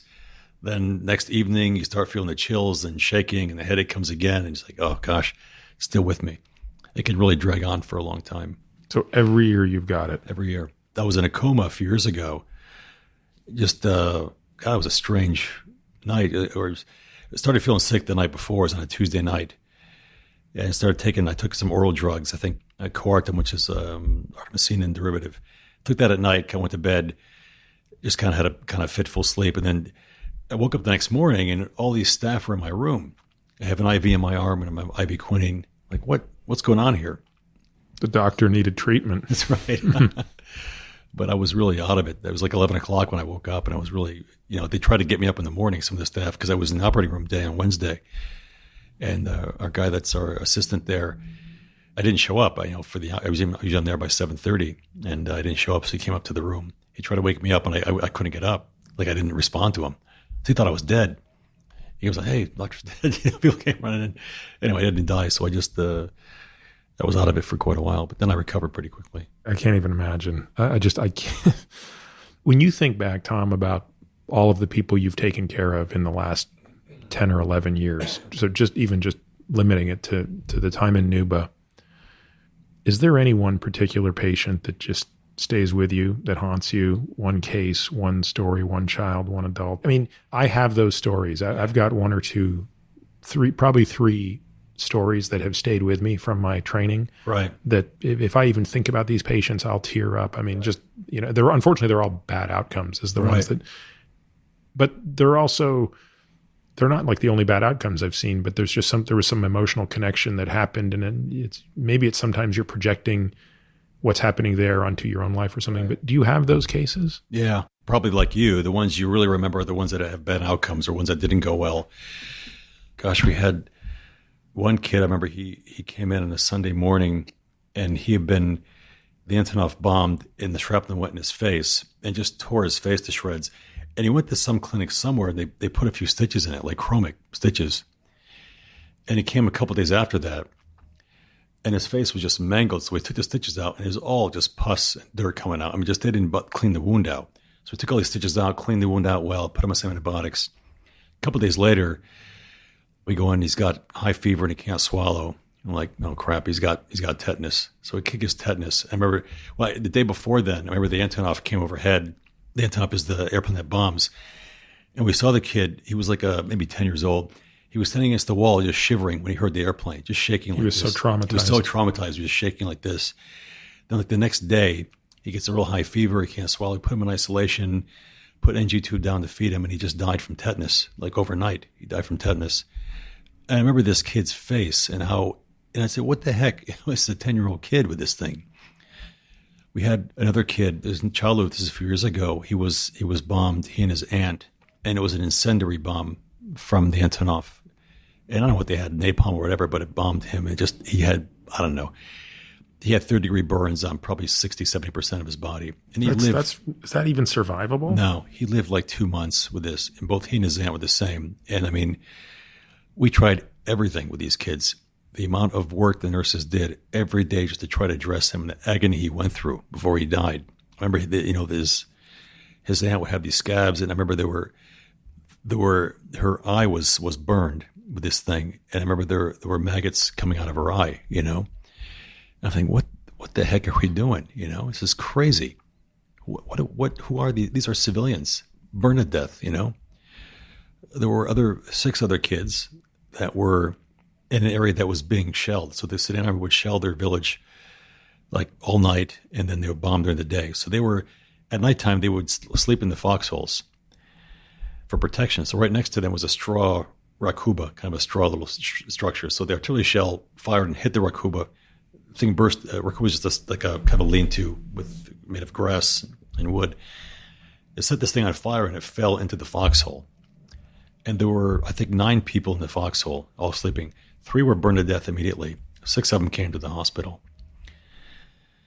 with varying degrees of of burns. I mean, a couple were just like 80% full thickness burns. I mean, just they lived for quite a while before they died. Two of them. One girl started improving, then developed tetanus and died from the tetanus. So these are ones that really kind of stick out. Maybe one of the soldiers I remember best is a guy that I told you before. He had 23 or 4 holes in his intestines. We opened him up and we operated this guy. Post-op, he was doing great. I mean, he was cruising, started feeding him. He was set up in bed. The next time I called down to see him, he's changed condition, as they say. And I went down there. He's already dead. He was a Darfuri who was fighting with the Nuba rebels. And I just remember thinking, what would this like for this guy's got a family, He's fighting in this place. His family's somewhere in Darfur. What's happening? Do they have any idea what's happening here? So many terrible things. There was one young kid. He was about 16, and the Sudan army was encroaching on our area. So the rebels ran out there to kind of repulse them, and then people just kind of jumped on vehicles to go out and fight, So this kid just jumped on the vehicle. He didn't have a gun, no weapon, and everything. He was a civilian. He goes out there. He gets shot in the head with a machine gun or something. He comes in with part of his skull missing and his brain tissue kind of pulsating out. I mean, he survived for 2 or 3 weeks like that. We had him on steroids and different things, and antibiotics, try to calm things down, and ended up just kind of going south and dying. So these are all people I'll never forget. And there are many, many, many beyond that. If people want to get involved in any way, shape, or form, where would you recommend they look to as a resource? I think like an African Mission Healthcare Foundation, there was something on their website about the hospital. That's one source to go to. And their website is amhf.us. Yeah. www.amhf.us. So that's a pretty good source to start. There's a group called Take Heart Foundation, which was set up to kind of to harness the whatever support to be through the Heart of Nuba movie, which was made by my friend Ken Carlson. Which I recommend everybody watch it. I think it's I'm sure it was done on a shoestring budget, but it's so well done. Yeah. It just sort of speaks for itself. So anything raised through them goes to African Mission Healthcare, which comes to us without anything taken out. Catholic Medical Mission Board is another good source. They're my sponsoring organization. They're here in New York. They've been here for, I think, over 100 years. And their cmb.org, I think, is their website. These are probably the main sources for our work in Nuba. I'll close with a story, Tom, that I think in many ways kind of defines you. I remember when I decided I wanted to go to medical school, I was applying for this scholarship, and in the end, I didn't get the scholarship. But I remember during the interview, this guy asked me a question. He said, what do you want to be? And at the time when I went to medical school, I wanted to be a pediatric oncologist. And I know what the guy was doing in retrospect. I mean, I think he was just trying to push me. Mm-hmm. And he basically said, why would you want to do that? You can't possibly make a difference, without dedicating your life to research. You're not going to have a difference saving one kid's life at a time, et cetera, et cetera. And, I remember thinking of a story after, which in many ways exemplifies you to an extent that probably no one else, which is, in medicine, you can do two things, right? You can do something very scalable through research. You can devote yourself to working on, treatments for cancer or developing a new drug to treat this disease or that disease. Or you can be on the front lines trying to save one life at a time. So the story is there's these two guys walking down the beach, and it's after a really high tide, and the beach is covered in starfish. Mm-hmm. And the starfish are going to die pretty soon if they don't get back in the water, which means they're pretty much all going to die. The two guys are walking, and every few steps, one of the guys bends down as he picks up a starfish and he throws it back in the water. And 5 steps later, he does it again and again and again. After the 10th one, the one guy says to him, he goes, "What are you doing?" And he says, "Well, if these starfish don't get back in the water, they're going to die." And he goes, "Have you looked and seen how many of them there are here? You can't possibly make a difference." Yeah. And he throws another one in the water and he says, "Well, it made a difference to that one." Right. And I think for doctors that don't have the privilege of being able to affect the larger through research or policy changes, whatever, for people on the front lines, I don't think there's a human being on this planet who throws more starfish back in the water than you. In the end, medicine is individual. It's the beauty of our profession, and it's a huge privilege to have the opportunity to affect one person. And in the end, you close the door, and it's you and the patient. whether you're in Nuba Mountains, whether you're here in New York. And that's an incredible privilege. And I think if we keep that focus, just one person at a time, I think people can kind of relax a bit. You can see that what you're doing for that one person. I think people look at Africa and say, what you're doing is a drop in the ocean. I really like that story because when you're there, you don't see a drop in the ocean. You see a person. You see a life, one at a time. You see a life, and you see somebody that can laugh and can cry and can play and can, has aspirations and is a living, breathing human being. You think, man, we helped this one person. That's a huge thing, And I think that helps to stave off some of the burnout and the cynicism. The fact that this is a very individual thing. So one person is really a big deal. It's everything to that one person, to that one person's family. And I think we really have to keep that in mind, especially with this growing realm of cynicism and sort of negativity that we see now. Tom, I have been wanting to meet you for 3 years. I didn't know that I'd ever get a chance to. So it's sort of beyond a privilege. And I know that for you, being outside of Nuba is the toughest thing imaginable, which is, of course, the irony sitting here in the plush New York City, and yet all you're doing is pining to go back to a place where your own life is in danger. But, I remember thinking, God, I'd love to be able to interview Tom. And I remember thinking, there's no way he could justify making the time to do this when his time in the U.S. is so short. So when I asked Rick and Mark and John, and they said that Tom would be happy to sit down, I couldn't believe it. And I might make the case that of all the interviews I've ever done or will do, this is the one I feel most privileged to. So thank you. Thank you so much. Yeah, thanks, Peter. This has been a real privilege for me to be here with you. And thanks for giving us the platform to spread the word a bit. Thank you so much. You can find all of this information and more at peterattiamd.com/podcast. There you'll find the show notes, readings, and links related to this episode. You can also find my blog at peterattiamd.com. Maybe the simplest thing to do is to sign up for my subjectively non-lame once-a-week email where I'll update you on what I've been up to, the most interesting papers I've read, and all things related to longevity, science, performance, sleep, etc. On social, you can find me on Twitter, Instagram, and Facebook, all with the ID Peter Attia, MD. But usually Twitter is the best way to reach me to share your questions and comments. Now for the obligatory disclaimer. This podcast is for general informational purposes only and does not constitute the practice of medicine, nursing, or other professional healthcare services, including the giving of medical advice. And note, no doctor-patient relationship is formed.